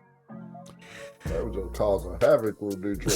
I'm telling you, man, the day after the funeral, they went straight to work, just tearing up the neighborhood. Oh man. Yeah, that was a rough one. So now they've got another loss, and they got to change the movie title to Three Brothers now, unfortunately. And now we are down to Jeremiah, Angel, and Bobby. What we found out in the meantime is that, spoiler alert, Josh Charles, playing Detective Fowler, is actually in on it. He is in line with old Victor Sweet. And he's a crooked op. Yep. Yes, he is, man. Yes, he is. Boy, it's funny because I was just thinking, like, I remember that one scene in was the Dead Presidents or something, or whatever, when old boy beat Terry House with that stick or something, whatever. I'm trying to think of that. Like, he usually doesn't fare well around pool halls. But anyway, man, that part right there, I was like, golly, man. Like, if you knew that old boy was crooked or something, why is your guard down so much like that? Like, his guard was down way too much for him to know this dude got something going on. I mean, what do y'all think, man? I mean, I would have had my gun on him. Yeah, why too? Like, and then the dude dealing with Victor Sweet, you like, come on now. Oh. So how does this guy get the drop on you? Because it would have been, hey, put your hands up. I don't care if you're innocent. We'll figure this out at the station. You know what I'm saying? Let's get back to the station first, and then we'll get everything figured out. But no, I ain't turning my back on you, and I know that you part of this. Come on, man. And that was he was slipping. And this is no pun intended at all, but it just sounded very green of Lieutenant Green. Yes, it did. When you find out that, he's the bad guy, he's working for the bad guys, it could have been an easier way to kind of set that up. Yep. But I feel like at that point in the film, you're trying to rush to the climactic ending of it all. There you go. So you see it. And it's funny how as we do this more and more, you can kind of see how, okay, so something didn't make it on the cutting room floor, or something made it to the cutting room floor because they went from one thing to the next. You know what I'm saying? That was a scene where, that's where you got Evan. You were saying the union guy, where he was just in a scene doing something, and then the next thing he was sitting at that table, at the card table with old boy, and it just didn't match. You know what I'm saying? Like the way the scene went. I think it might have been a scene with the energy of it. Yeah, bro. I'm like, editing is a little off on that one. Saying, man. Yeah, man. So anyway, now boom, now Lieutenant Green is gone, Jack Mercer is gone, and now we down to it, man, and we find out that Jeremiah actually didn't do anything wrong. You know what I'm saying? Like, he tried to, Victor Sweet basically shut him down in the business, and he tried to go other avenues and so forth and so on. And Moms, she got involved basically. You know what I'm saying? And that was that was the reason for her demise, because she was in there trying to do what she's been doing the whole time. Wasn't happening. Yeah, moms don't play. That's why I say she was tough. Messing with my boy. That's right, not my baby. Man, and always trying to save him, even as a grown man, still trying to save him. So I just like, man, she was that woman. So and I think it was good too that they mentioned too, because like you could tell he's kind of like a pure soul character. Right. So I think that he made a point to mention your mom knew that you weren't doing anything wrong, you weren't doing anything bad, you weren't in no shiesty business. Yeah. She was just looking out for you. Yep. You ain't have to tell her what you had going on. She already knew. Like moms always do. Right? They always know, man. They don't need to lie to them and try to keep nothing from them because they gonna be all up in your sauce. They know what it is. So moms know. Yep. Shout out to the moms out there, man, for knowing they babies. We love y'all for that. Oh man.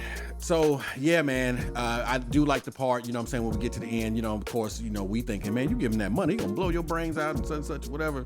But they were smarter than what, you know, they even let on in the movie. You know what I mean? They was pretty smart, you know, with the plans and everything that they had. Like I said earlier, so Sophia was in on trying to get the cops over to Detective Fowler's house where Angel was, and you know, he's pretending that he's got the cops coming for him and gets old boy basically just to, you know what I'm saying, flip on his own self. You know what I mean? Himself. Yeah. Tell on himself, and because I thought at first, he must be recording, it must be for real, and then you get out and find out that they actually did come for that reason to try to save him, and he actually is getting himself caught. The way he flipped that, I was like, that's genius. That was pretty slick. That was pretty slick. I agree, especially because again, he's a cop, he's a detective, so they're gonna come out in drones to protect their own, right? Not realizing that their own is the bad guy. Exactly. And then he just, like you said, told on himself. He came out the house, you know, he letting them have it. Yep. Oh, man. Of course, if you gonna bust at them, they gonna bust back. Yep. Shoot first, ask questions later, man. Yeah. So that was slick. That was pretty slick. Now the part when we get in the snow, of course, now, did y'all notice how long it took them to get to that location? Like they were driving in that car, in that truck. For a little minute, man. Right? Okay, I'm gonna bring that back up then, X. I'm gonna bring up a point. Y'all please help me, because you just explained something to me, and I'm gonna give you that. You're right. I mean, they did kind of explain Victor Sweet's motivation and background or whatever. So you are absolutely right on that. Please explain this next thing to me. They do the whole flipperoo thing and whatever, and you know, the guys turn on them because he actually gave the money to the guys to turn on Victor Sweet. Cool. Now, out of the blue, out of nowhere seeming, here comes Bobby Mercer walking over to them. Where did he come from? And where did he park? Because he was walking. And if you saw how long it took to drive to that location they was at, even when Victor Sweet was coming, he was in a car and he was driving them over there. Where was Bobby the whole time, man? Please explain that to me, because he seemed to have walked out of nowhere. In the snow, in the cold. Working theory was Bobby was in the trunk that Jeremiah, the car that Jeremiah was in. That's my only thing I can say, man. Because there was no other vehicle out there, and that could be me just trying to. No, you gonna CBR me right now? You gonna say Bobby Mercer? Just showed him walking up like out of nowhere though. Like, he just walking up. Like. I mean, he just got out the trunk when it was time, and then just walked in the frame, man. That's it. You know, he walked around from the car.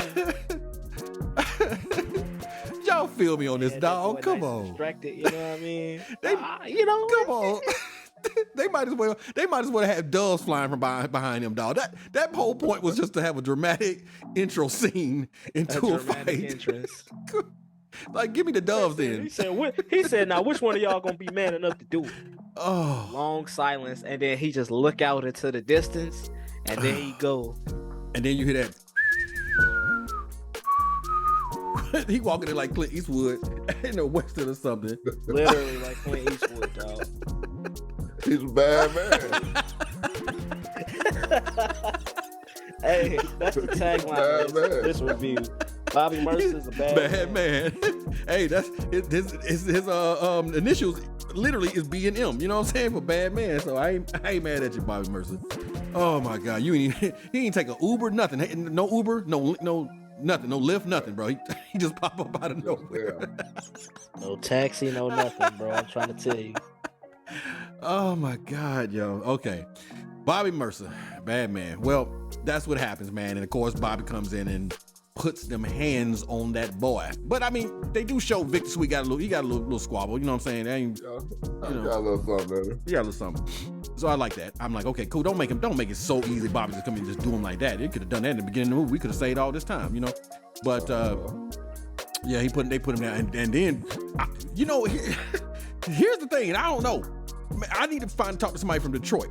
Do people just kill people and it's just nothing? Like it's just, we'll dig a hole and place somebody in a hole in the water and everything, and then we go back and just have some dinner and everything's cool? Because I'm talking about, boy, they murk people and it's nothing. There's no conversation about it afterwards. There's no therapy. It's just like, oh yeah, put them in the ice and put the whole, cover the thing back up and let's go and grab some lunch. Bruh, whoo, they serious in the D, boy. They will bury you in the ice and don't even think about it, bro. And go back and skate on top of the ice. You know what I'm saying? Play hockey on top of the same ice. You floating under that. Boy, they serious up in the D, man. Yeah, man. Yeah. So anyway, man, that's what we see, man. Of course, Bobby Mercer, Jeremiah Mercer, Angel Mercer saves the day. 4 brothers. Yeah, man. I enjoyed it. I'm not gonna front. I mean, I enjoyed it. There was the little things that I brought up. Certain little issues with it. I do feel like John Singleton is a stronger director when he's directing in LA. You know what I'm saying? His stomping grounds. He's more familiar with the landscape, what he can do with it, because like I said, it is a character. But I think he did his best, you know what I'm saying, for what he knows about the D. You know what I'm saying? I do wonder that if somebody from Detroit, if they would have directed it a little bit differently, and I'm not saying better, because John Singleton is a master at storytelling, but just as far as its location wise and how to use location into the story, I wonder if that would have been different. That's my only thing that I really just wondered about when it came to that, because like I said, walking out of nowhere. You know what I'm saying? Hitting the snow on the ice, that was just like, whoa. It just made him seem a little magical and mystical all of a sudden. I'm like, I didn't know where they was going with that. But everything else, man, I liked. Like we mentioned in the first part, X, I liked that after everything had calmed down and they had avenged their loved ones, that he finally was able to see his mother. You know what I'm saying? And and like you brought up the little boy that she saw in the beginning, you know what I'm saying, was cool. I like that they had a girl out there playing, you know what I'm saying, because I didn't know what she was there for at first, and I saw she was out there playing ice hockey too. I was like, man, that's what's up, man. That's cool, man. That's cool. So yeah, man, good movie, still good movie after all these years. It was a pleasure seeing all these actors that I see now that have all these, accolades and, awards and everything like that, and to say, hey, man, that was well deserved, and to know that John Singleton had a crazy eye for talent. You know what I'm saying? He had a crazy eye for talent, man, because a lot of people in his movie are superstars now. Are superstar. We know Chiwetel, he ended up becoming Mordor in Doctor Strange. Tyrese is in a franchise, you know what I'm saying, with the Fast and Furious. You know what I mean? Andre, you know what I'm saying? He dropping albums, flute albums, and you know what I'm saying, doing his thug-ism. That's the new Blue Sun album, you know what I'm saying? Y'all go check that out and support that boy, Andre 3 Stacks. Oh yeah. Mark. I wanted to bring up, I don't mean to cut you off. Go ahead. Take it back real quick to the councilman. Yeah. I know this wasn't racist, but it just sound weird coming from a white man when he's called him a black gingerbread. Oh, when he called him a gingerbread? Yeah. I'm gonna turn you into a gingerbread? Yeah. Oh yeah. I was like, out of all of them, not him due to his past. You know what I'm saying? Yeah.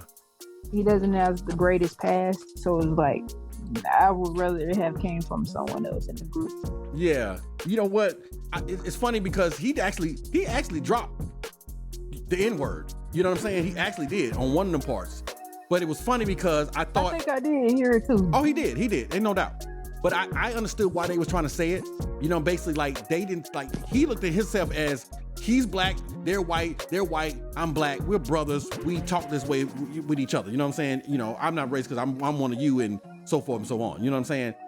That's kind of how I took it. I didn't really take it as racist, but I did notice that every time he got a chance to do something, whether it was mocking the Hispanic woman, and she's like, "Oh, Bobby," and that, that's just what he did. And that's why I was saying earlier, I would have preferred if they would have just left him a tough guy and not try to make him say all this comical stuff. So I'm with you on that, Bree. You know what I'm saying? Like, he didn't need to be the one saying it. They really didn't have to say it at all, but he definitely didn't need to be the one saying it because he's supposed to be the tough guy. You don't need to keep dropping these Tony Stark quips on me all the time. You know what I'm saying? We don't need that. Let somebody else do that part. You know what I mean? Agree. So I feel you with that. Now, do I feel like he was racist? No, I don't feel like he was racist. I feel like he just felt like, man, my brother's black. That's how we talk. You know what I'm saying? That's just kind of how I took that, because to be fair, and y'all know how I am, and I'm about fairness now. Tyrese literally said, "What you mean we, white boy?" You know what I'm saying? So, you know what I mean? It got to go both ways. You feel what I'm saying? So they say Mark has a history of racist hate crimes. Oh, really? Yes. I don't know, man. I don't know. Here's what I'll say. Starting off with Marky Mark and the Funky Bunch, he was around black people. You know what I'm saying? He performed with black people. He looks like somebody who grew up around black dudes. You know what I'm saying? And probably had black friends. Growing up. Now I do know he's from Boston. You know what I'm saying? There's some racism going up in Boston for sure. You know what I'm saying? Like you watch a Boston movie, they put it in there to let you know there's some racism going on up in here. Absolutely, for sure.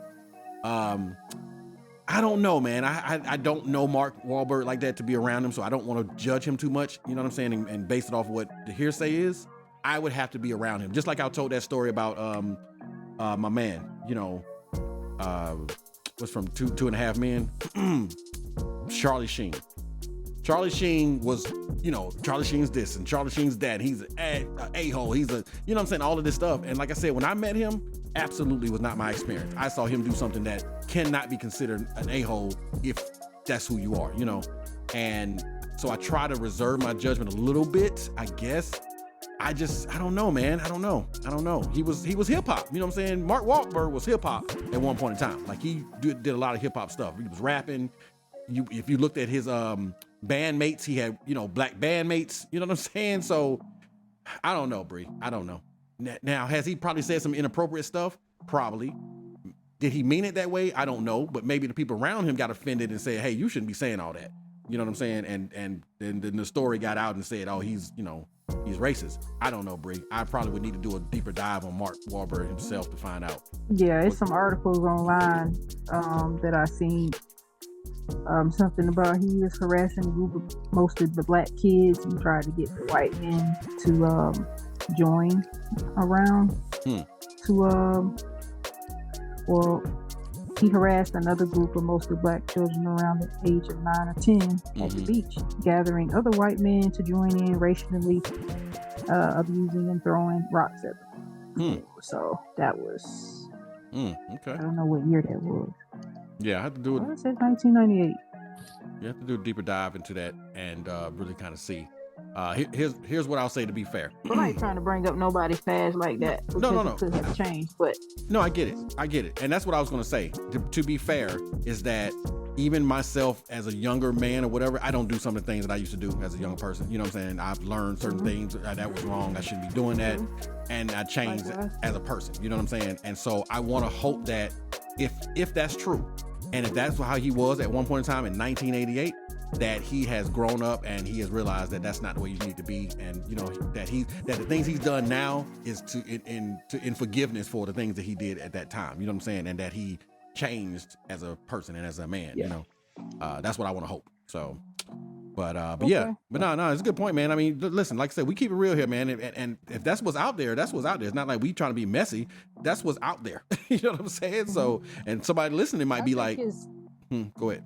Yeah, I think his tough guy act kind of rubs me the wrong way because it's too much.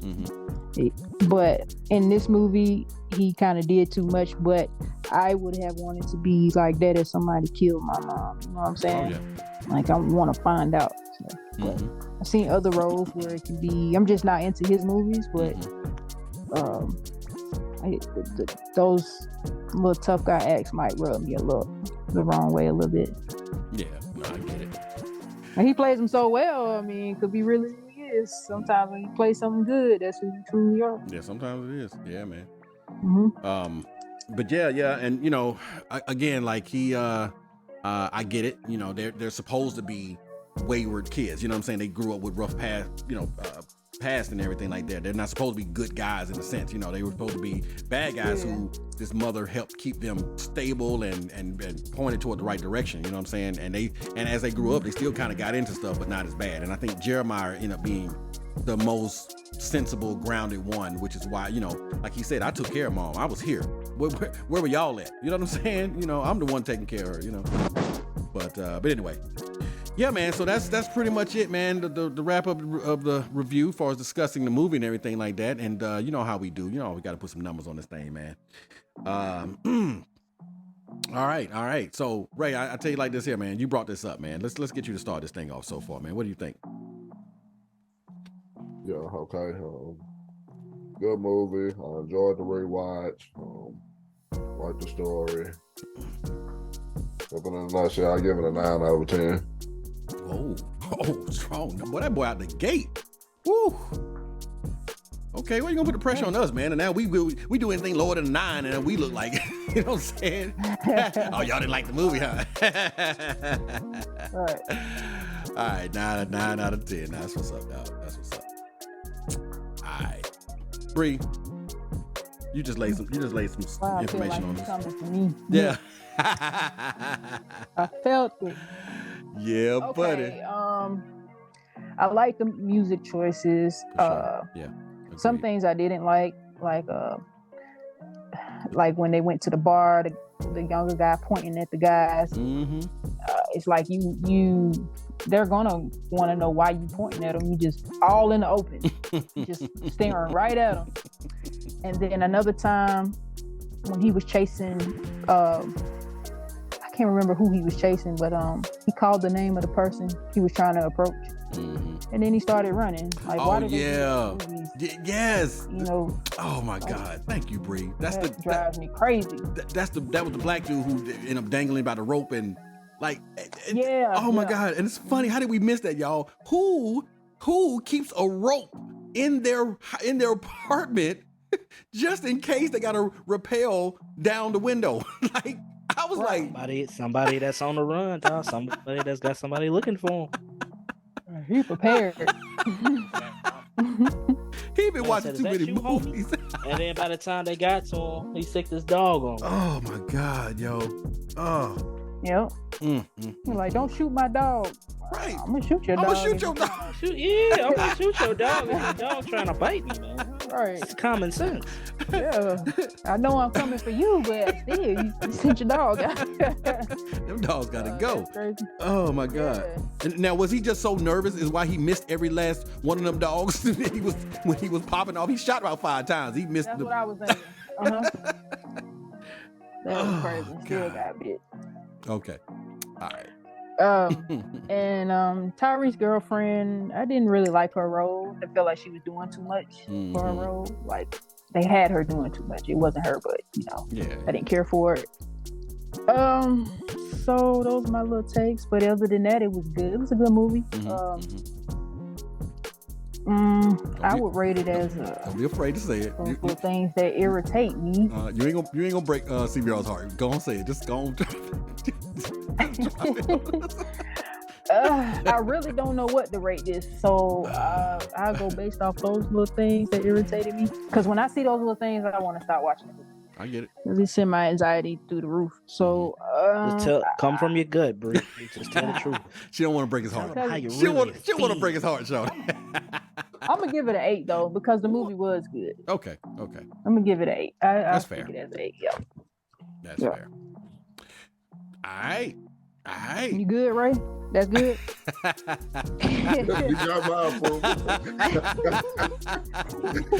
He was quiet too. He waiting too. He say nothing. He's like, review it how you like it. Review it how you like to see it. Absolutely.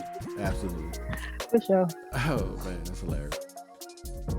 Maximilian, what you got, brother? Going next. All right. Well, this is what I got for y'all, man.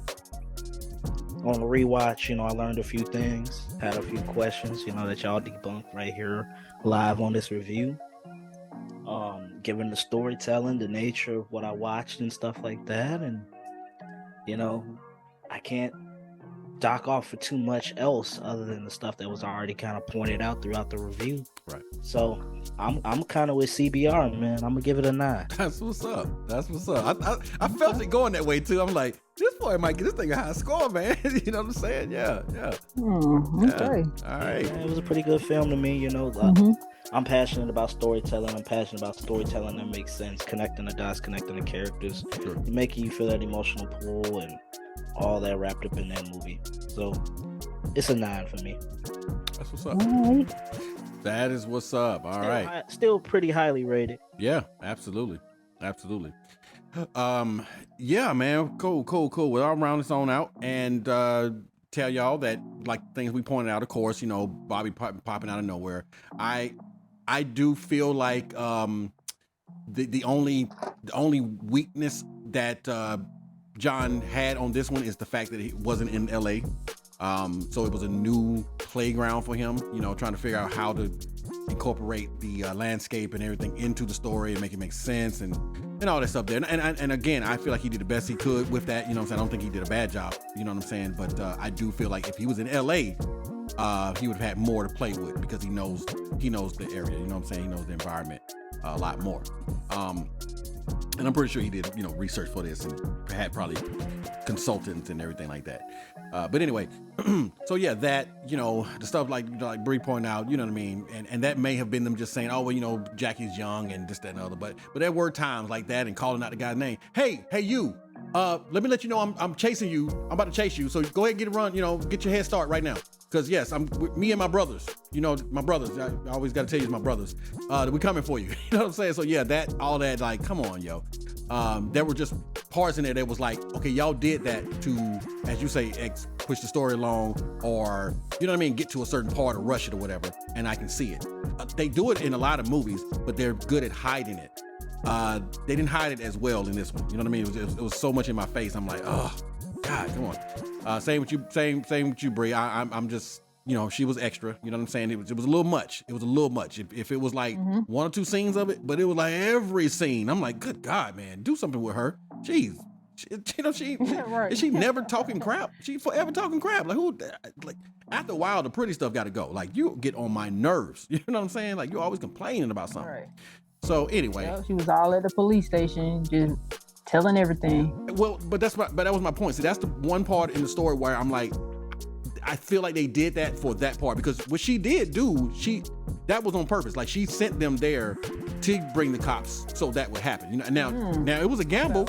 I missed that. Oh yeah, it was a gamble. I mean, I don't know how they knew that would work. It was a gamble, but what else? But I look at it like, what else did they have? You know what I'm saying? They had no other choice. He didn't have any kind of recording equipment to, he wasn't taped or wired, you know what I'm saying, by the police, you know what I'm saying? So he wasn't really talking into his shirt and giving it to him. He was banking and gambling that he would be able to trick this detective, you know what I'm saying? Into telling his own self. That part was genius. So I, in my personal opinion, feel like she did it on purpose. And if I'm wrong, I'm wrong. But if I'm wrong though, Bree, then it absolutely is messed up of what she did. But I think they were together after all of that, right? So I think he would have had an issue with that. Might have dumped her or something. But yeah, man. So just little stuff like that I'm just like, being able to drive a car that has no tire on it and drive it perfectly enough in snow to ram somebody else, you know what I mean? So it's just little dings like that for me that I feel like, and I didn't need to be reminded all through the movie that they were brothers. I got it. I read the title. I saw in the beginning, you know what I'm saying, that they were brothers. I had enough. But by the end of the movie, we still calling each other brothers. I'm just like, I didn't need all that. But other than that, man, yes, still, for a 2005 movie, to have these up-and-coming actors in there, to be able to know that these people have talent and they will be on the rise. John Singleton was a bad dude, and you got to give it to him, man. He always put a nice ensemble of characters on a screen that worked well together. It didn't matter if it was Boys in the Hood, High Learning, this one, Snowfalls. He knows how to put people together and make them work together. You know what I'm saying? And make it believable. They all seem like they know each other. You know what I'm saying? I don't know how he gets them to do it, but they all do seem like they're familiar with each other. And I like that. I like that about his directing. So anyway, say all that to say that I'm not going to go where you went, Reed, and won't go where you guys went. I'm gonna go somewhere comfortably right in the middle and give this thing an 8.5 on the rating scale. So yeah, still high, man. I think if I'm not mistaken, we saw maybe a 6.8 or something on the I don't know, Rotten Tomatoes, or one of the things I saw. But here we got an 8.6. We look at things from a different lens. I don't know if some of those critics actually grew up around this stuff, but I saw a lot of things that I remember seeing when I grew up as a kid. A lot of things that were said, the way people moved. I'm used to that. That's what it was. So it was believable to me. I had white homeboys that were in the hood. You know what I'm saying? And they knew about some things. You know what I'm saying? They carried themselves in a certain kind of way. So it was believable for me. So yeah, man, I liked it. Yeah, 6.8 out of 10. All right, so I think we giving it a little better rating over here, but I think our rating's a little bit more on point over here, personally. Guys, please go out and check this movie out. You know what I'm saying? If you have not checked out Four Brothers by John Singleton, R.I.P. It is still a good movie. Holds up to this day. You will see a lot of people that you see now who are superstars. You'll see they got a head start somewhere, man, and this was a good place to start. So, once again, a $30 million movie. It took $30 million to make, and it has made $92.5 million. So definitely made profit. Hey, man, do y'all got any last little minute things to say about that before we move on to our hip hop fact? Any little nice little nuggets, little Easter eggs, anything? Anybody remember? I'm good. Okay. All right. Well, guys, that has been our review of the Four Brothers, the 2005 Four Brothers by director John Singleton.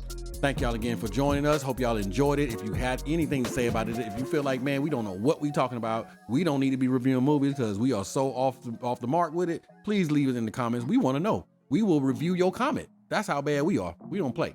We'll review anything. You know what I'm saying? Because this is what we do. That's right. You know what I'm talking about? So, sound off in the comments, man. And please stick around. We will be right back after these Timmy treats. All right. Let's keep it going. Come on.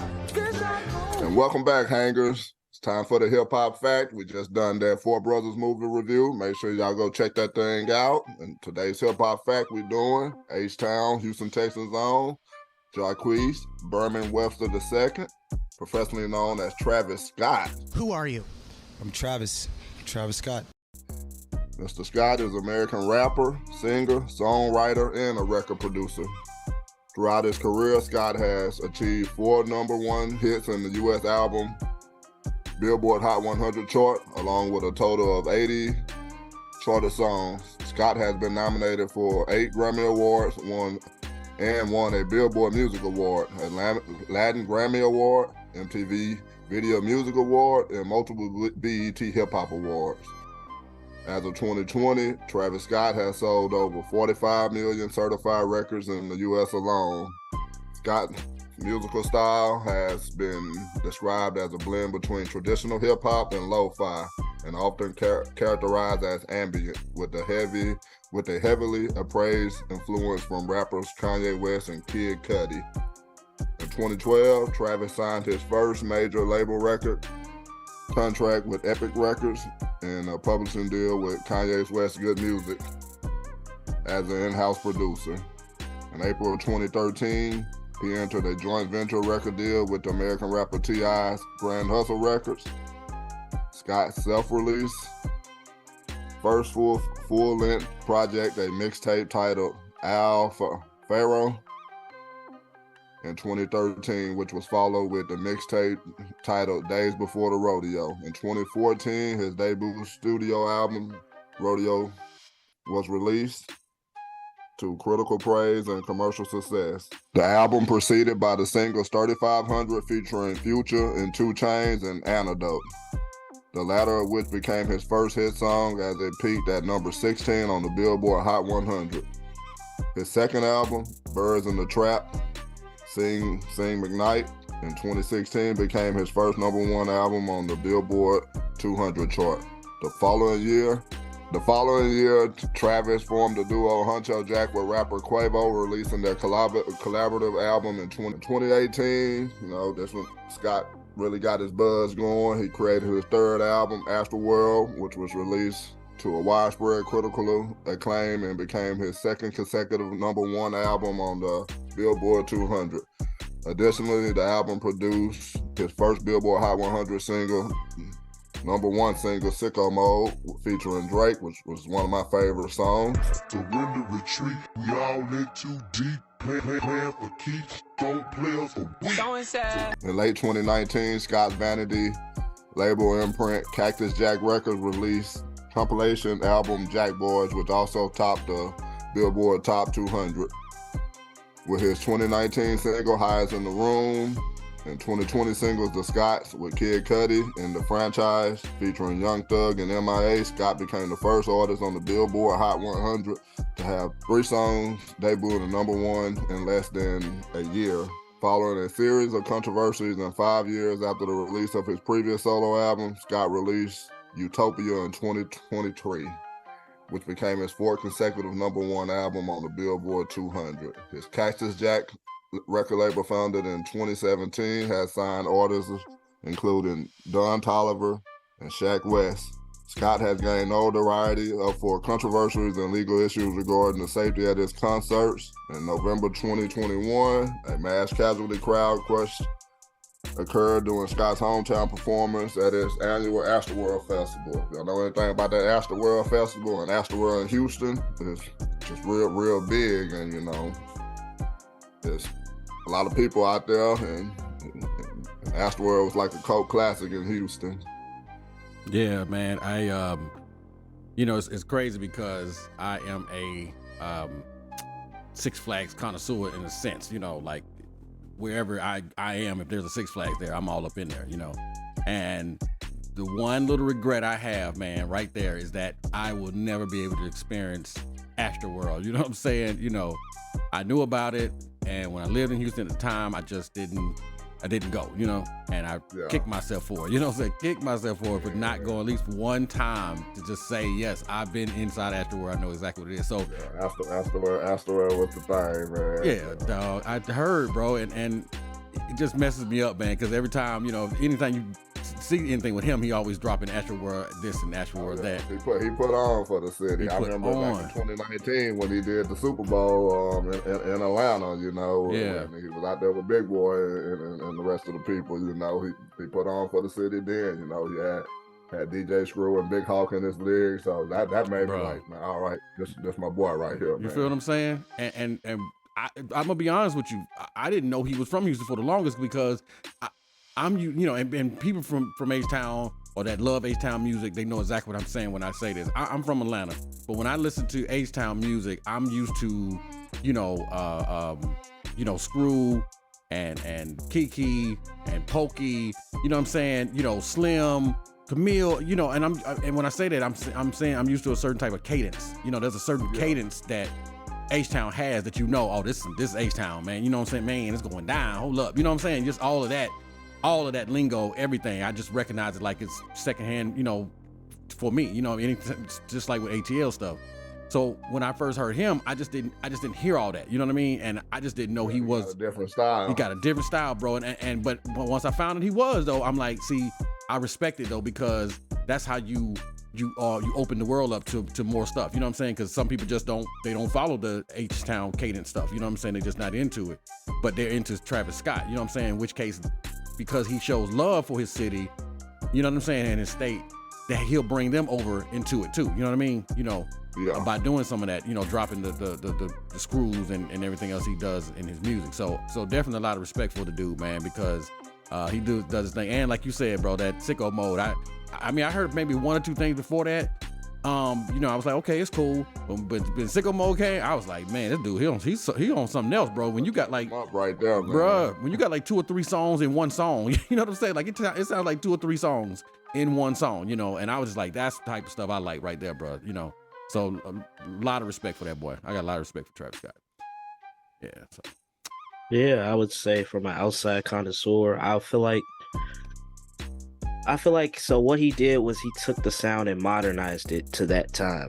You know what I mean? I think he had all the elements in there from Al Faro. He had it all in there from Days Before the Rodeo. He had it in there during Rodeo. Me listening to Travis, like I've been with Travis Scott since, so I've heard all of the Houston, H-Town screwed in his music already. I just think Astroworld, that's the album that took him into the stratosphere of being that superstar that he is. I think that's what that album really did for his career. It was a launching pad for his career, because I feel like before then he was there, he was that guy, but he was on the cusp of becoming that guy, right? And then Astroworld dropped. Then you had Sicko Mode, then you had Stargazing, you had, Skeletons, 5% Tint. Goosebumps, that whole album, which I like. I'm sorry, I just dropped that Goosebumps, bro, because I just jumped him up. Ooh, yeah, but that's why I was saying, like, he was kind of on, like, he was already bubbling. You know, he had Antidote, he had Nightcrawler, he had Goosebumps, he had Through the Late Night, he had Beebs in the Trap. Like, he was guidance, he was on the rise, bro. And then that third album just shot him to the moon. That's what's up. Shot him to the Astro World, huh? I agree. That's what's up. Yeah, man. Yeah, definitely. Like I said, definitely respecting it. Definitely appreciate your, you know what I'm saying, your perspective on that, because I didn't catch him when he first came out and everything like that. So to get that confirmed that that's what he was on. Everything makes sense. You know, saying to the trajectory that he's on right now, everything makes sense. And yeah, like you said, if he was doing what he was doing, just kind of getting a little bubbling up a little bit. You know what I mean? And then you get that one album that just takes you out of the stratosphere. Yeah, that's what's up, man. So he paid his dues. You know what I mean? He paid his dues. Yep, and he paid his dues, and he knocked it out the park when it was time for him to knock it out the park. That's what's up. And that's what they say, when you get your shot, be ready. You know what I'm saying? When that spotlight is on you, be ready. And it sounded like he was ready, man. Hats off to that dude, for sure. And then let me just say, shout out and definitely, condolences to everyone that lost someone during that incident. I know that was a rough time for a lot of people, including Scott himself. You're just trying to throw on a concert and bring some joy to people and everything, and can't anticipate a lot of these things happening. And this was definitely a crazy time in our world, coming out of COVID and people just trying to still live, and you're trying to give them something to take their mind off the pandemic and everything like that, and it kind of backfires a little bit and everything. And like I said, a lot of people had some either some deaths or some injuries and everything, so we just want to acknowledge them too. Appreciate you, man, bringing some of that hometown, H-Town love, you know what I'm saying, about that boy Travis Scott, for sure. But hey guys, y'all are in for a treat today, because we want to make sure that we try to get a lot of these prominent artists out, and tell you a little something about them. And this is one of those times when we get to double up. Y'all have experienced us doubling up before, so here we go. Today, man, we're gonna take it down to my hometown, GA. You know what I'm saying, ATL. All right, we're gonna go ahead and just reflect on these Migos, which I'll say before I even start. Of course, Timmy don't feel bad. First time I even heard him, I thought, is it supposed to be amigos? Is it, you know what I'm saying? I'd never heard it like that. Like, is it Spanish? Is it what's going on? And then once finally learning, oh, it's just Migos. It's not the Amigos. It's not the three Amigos. It's not the Migos. It's just Migos. Okay, gotcha. All right, cool. All right, y'all. Migos, an American. I mean, they smart. They smart. They was playing off of the name. It's three of them. So. Yeah. They were smart about it. Yeah. Oh no, it's definitely catch. I mean, it's one of them things when you first hear it, you like, Migos, what? And then after you say it so long and they do their thing and whatever, it's just like a household name after a while. You know what I mean? People like, you don't know Migos? You know what I'm saying? You already know. They look at you like, what you mean you don't know Migos? You know, like, yeah, but yeah, man. So, all right, Migos, an American hip hop group originating from Lawrenceville, Georgia, founded in 2008. The group was originally composed of rappers Quavo, his nephew Takeoff, and Offset. Quavo is from Athens, Georgia. Offset and Takeoff were born and raised in nearby Lawrenceville. As a group, they were managed by Coach K, the former manager of American rappers Gucci Mane and Jeezy, and frequently collaborated with producers such as DJ Darrell, Murder Beats, Zaytoven, and Buddha Bless. Recognized for their contributions to trap music in the 2010s, Billboard stated that the group influenced pop culture and the entire English language by bringing their North Atlanta roots to the mainstream. Man. Migos released their commercial debut single, Versace, in 2013, taken from their mixtape, YRN, which we know as Young Rich Niggas. They released several more singles, including Fight Night. So it's funny, I'm sorry, because first time I even saw that, first I got the Fright Night. You know, you see stuff and it don't actually be there, so there's no R in it.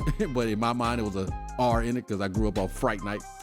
But including Fight Night 2014, Look at My Dab 2015, and their 4 Billboard Hot 100 top entries, Bad and Bougie. Bad and bougie. Yeah, man. Raindrop, drop top, smoking, no cooking, the hot box. Featuring Uzi Vert. 2016, reaching the top Motorsport with Nicki Minaj and Cardi B. Motorsport, put that thing in sports. You know, when they could actually be on a song together in 2017. Peaking at number 6, Stir Fry, 2018. Peaking at number 8.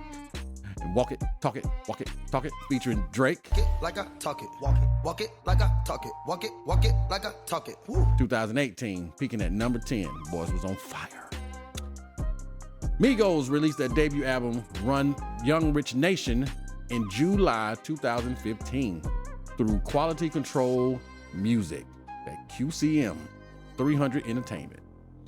In 2016, the group portrayed fictionalized versions of themselves in the first season of the Donald Glover comedy drama television series Atlanta. Their second album, Culture, was released in January 2017, also through both record labels, and debuted atop the U.S. Billboard 200 charts.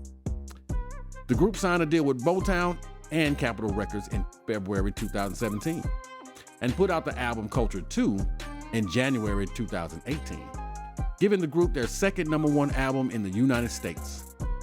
In 2021, the trio released their 4th album, Culture 3, the final installment in their Culture trilogy. And unfortunately, as we know, on November 1st, 2022, as a matter of fact, a whole year ago, I can't even believe it's been that long, man. Jesus, that's right after dropping a collaborative album with his, nephew Quay. Yep. Wow, man, it's been a year already. Takeoff was shot and killed in Houston, Texas. Very unfortunate situation and event. Even now, saying it still doesn't even seem real, but yeah. Took me to my core, man. Yeah, my core when I heard that happen. Yeah, absolutely, man, absolutely. Especially how it happened and where it happened, because I lived in Houston. You know what I'm saying? And don't get me wrong. I mean, you know what I'm saying? There's things that go on, but it's not all the time. You know what I mean? It's not all the time. And coming from ATL, I was used to a lot more stuff going on. And so when I heard that, I was like, man, that just really rocked me, because I'm like, man, you don't really hear a lot going on, what I'm saying, in H-Town like that. It's definitely spread out. It's definitely spread out. I mean, don't get me wrong, we lost soldiers, you know what I'm saying, Fat Pat, and you know what I'm saying, a lot of dudes to some violence, you know what I'm saying, but this one here, just, I don't know, it just seemed different, man. It came out so much out of nowhere that it was almost unreal. Like, what? Who? Him? No. What? So yeah, man, I don't know, man. I don't know. I'm pretty sure that's still hard for them, you know. And I know they did that 50-year hip hop performance, and you know they had a picture of Takeoff in the background. I thought that was cool, you know, to honor him and everything. Yeah. So quick little thing, real quick, man. Just to tell you, you know, and going back to what you said before, X, you know, like who don't you know? Who haven't you met? Now, granted, I didn't get a chance to walk up to them and shake their hands or nothing like that, give them dap or nothing like that. But while working at the Fox Theater, they actually shot their video fight night there that night at the Fox Theater. And I was the one who literally had to go in and turn on the marquee. You know, the marquee, if everybody knows the Fox Theater, that marquee is lit up. You know what I'm saying? It's just 1,000 lights in that marquee. And I had to be the one, like, whenever they say, hey, go turn it on, go turn it off, you know what I mean, put this, you know, message on it, whatever, that had to be me. You know, I had to do it. And I literally saw them out there with the, and anybody know about videos and movies or whatever, having the camera on this rig where it's actually able to roll back and forth. You know what I'm saying? You know, it's on a little track, and it just rolls back and forth and everything like that.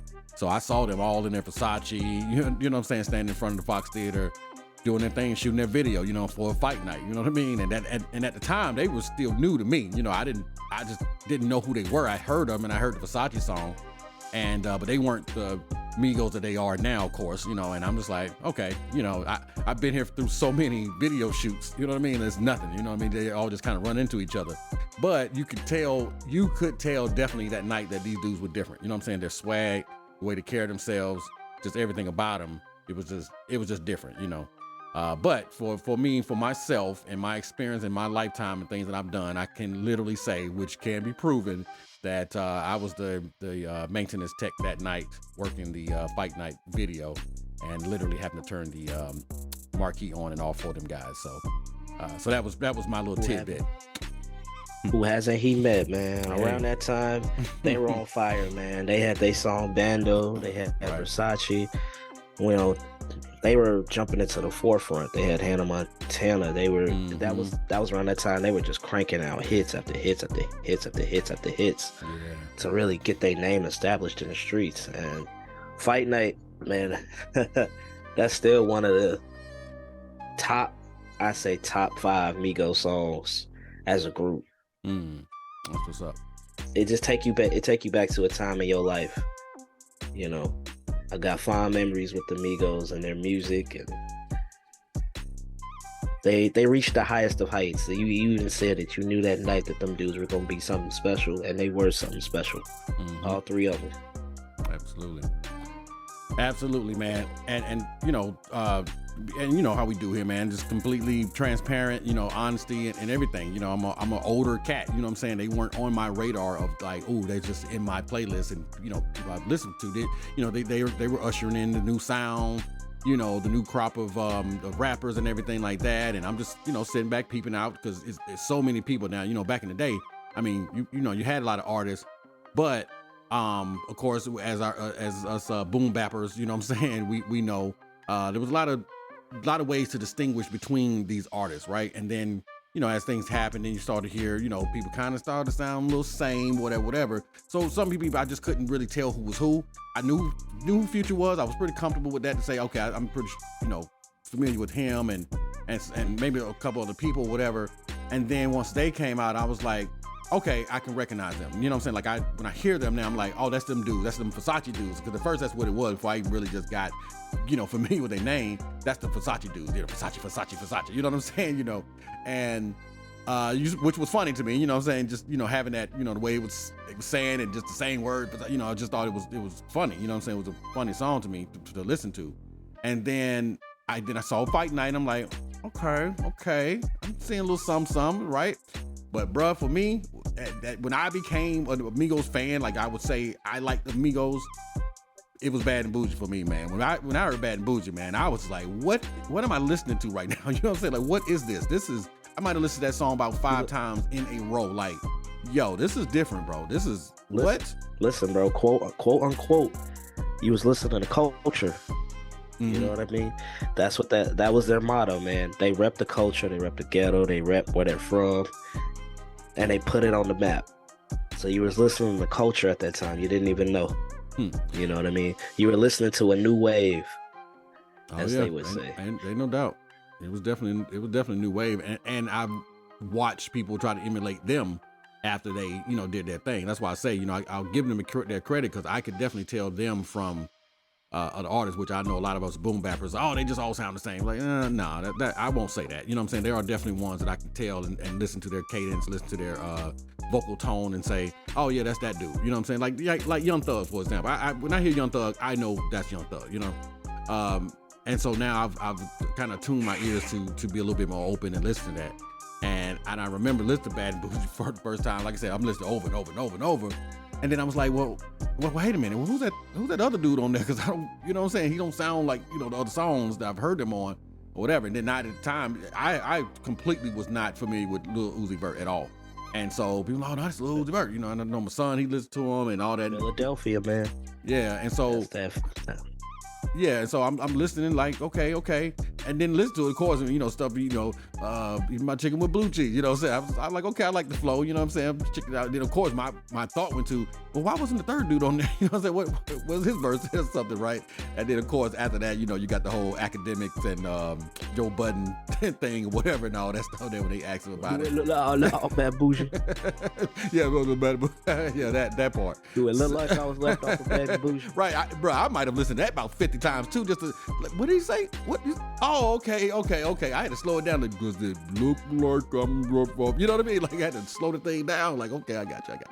But yeah, no, man, definitely respect to him. But like I said, at that moment there, bro, I was like, they did something different. Matter of fact, I remember they had a clip of what's his name, Donald Glover. Him saying like, oh man, they're the new Beatles, and you know what I'm saying, and so forth and so on. And then when he had his song that came out right after that American something, I forgot that that little controversial video he did. You know what I'm saying? We on there shooting people, doing the little dance, little African dance, and all that stuff there.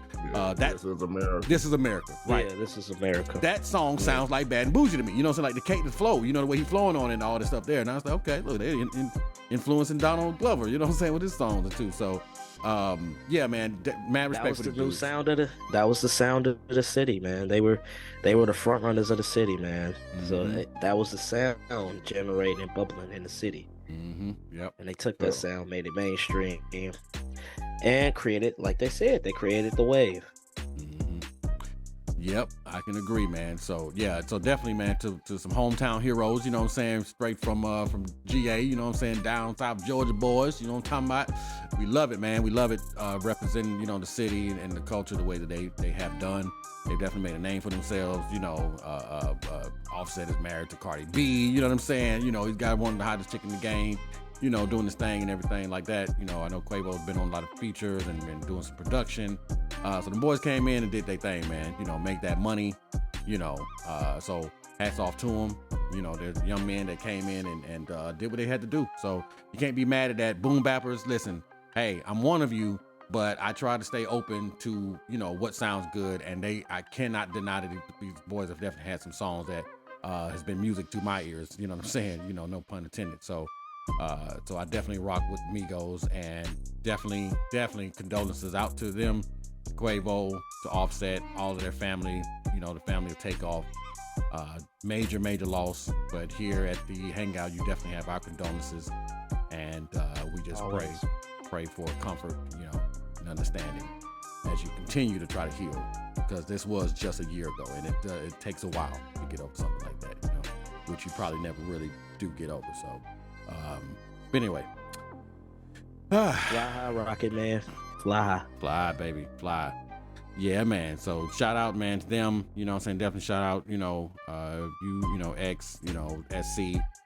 Y'all boys, talked about who we needed to honor, you know what I mean? Talk about and everything like that. So that's why, I love that we have the different dynamics. We have the different age groups, generations and everything like that. So that way we can do something, like we're doing now, where we start off in the late 70s to the 80s, with hip hop, and be able to cover it all, and you actually get some commentary, from people who have listened to this and they've watched this grow and carry on, and will continue to carry on, throughout the rest of, the generations and our lifetime. And even when we're dead and gone, this hip hop thing will still be going. And I'm just honored that we were able to tap into during the 50th year hip hop. It was our first year. It's an anniversary thing for the Hangout because we started on the 50th year hip hop. You know what I'm saying? Something we'll never forget. And hopefully all you hangers will never forget as well. So we thank y'all so much, man. This has been another hip hop fact. My man CBR, we appreciate you bringing this thing on in. You know what I'm talking about? Like only an H-Town, dude can do. And yeah, my partner, my partner and them. Yeah, man, we love it. Now, we got a quote for the day. We can't end this thing off without the quote for the day, baby. That's got to happen. Gotta give him some type of positivity, right? Of course, man. Of course. And one of the most positive dudes I know. You know what I'm saying? Let me let you take this thing on out, brother, because you do it so well. All right, guys. Let's talk about this quote of the day. The only thing limiting your aspiration is your imagination. That's actually true, because I don't know if people actually realize this. If you talk to some people, they'll have like a 1,000 things to say. Well, this is why this isn't happening, or this is why that ain't happening, and woe is me on that, and woe is me on this, and so forth and so on. But you don't realize the power that you actually have, and you don't understand how strong of a tool your brain is. Your brain can cause you to go as far as you want to go, or not go anywhere, just depending on what you're allowing to become a reality in your mind. And we have to be mindful of that stuff, no pun intended, but we have to be mindful of that, because if you're only thinking negatively, if you're only, when people say, oh, well, yeah, I always got bad luck, or, I expected that to happen, or, you know what I'm saying? What's the one line on the Spider-Man, expect the worst type of deal? I don't do that. Mm-hmm. I don't expect the worst, so it'll soften the blow. Okay. Like, I'm a very optimistic person. In the darkest of tunnels, okay, if I see a speck of light, I'm okay. All I know if I keep walking toward that speck is going to get bigger and brighter the more I keep going toward it. But if you give up, that's it. You can't expect to win the race or go across the finish line if you don't keep moving. So that's how I interpret this right here, is that you can limit yourself. Interpretation, Prince. I appreciate it. It's, you limit yourself, man. When you let your mind tell you that you can't do something. And in my mind, just as if you go back to Toby's interview, there's nothing I can't do. Nothing. I just have to discipline myself. I have to remove distractions out of my life. Whatever you got to do, you can do it, but it's all based on your imagination. As far as that can go is as far as you can go. And if you just, hey man, if your imagination doesn't get you no further than the front door of your house, then that's as far as that you're going to go. But you can't be mad about it when that's basically how your life ends up. The one thing you don't want to happen is to be too old to do anything and to say, I wish I would have. That will not be in my vocabulary. Could have. Oh my God, no. It won't be in my vocabulary. What it'll be is, hey, I tried, it didn't work out, but I played my hand though. You best believe I'm gonna always play my hand, and so there you go.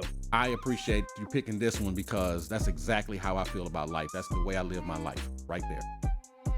And it goes hand in hand with our facts. Those gentlemen, they didn't limit themselves. They went after what they wanted. They had a dream, they had aspirations, and they went ahead and lived. Nothing stopped them. They pushed forward. They had a goal, just like everybody else listening to this audio adventure that we're on right now. Yeah. They all have dreams. They all have aspirations. Strive for them. Go for them. Don't give up. Don't leave no stone unturned. You live one life, only one, and that is your life. Absolutely. Like Price said, you don't want to be on that deathbed wishing you woulda, coulda, shoulda. When you had the time, you had the opportunity. That's right. So basically what we're saying to y'all, you better get up, get out, and get something.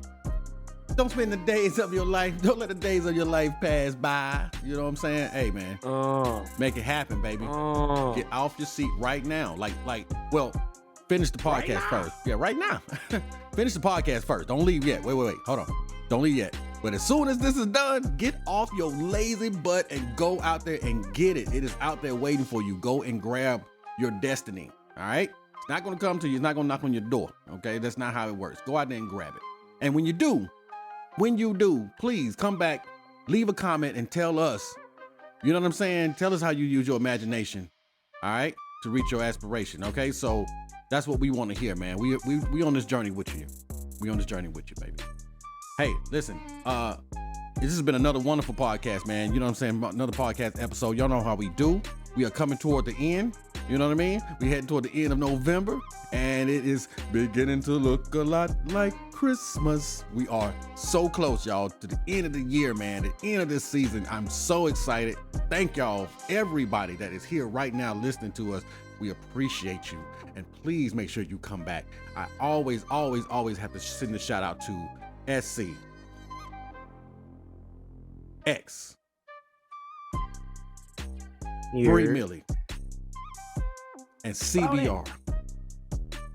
Always coming in, always being right here, and definitely, last but not least, the best researcher in the world, Timmy. We appreciate you. Timmy. You know what I mean? Can't do this without them, y'all. You know what I'm saying? Cannot do this without them. So that's why y'all always going to hear them. You know what I mean? If they're not here physically, they're always here in spirit. Shout out to that boy SC for sure. So, hey, man, please stick around, man, as we bring some more heat to you. We got some more hood classics coming. You know what I'm talking about? This was definitely one of them right here. You know, by John Singleton, you know, RIP again, you know, to that boy, you know what I'm saying, for leaving us with some classics that we can always go back to. We appreciate y'all time, man, and we love you out here at the Hangout Experience. Come on, come back again.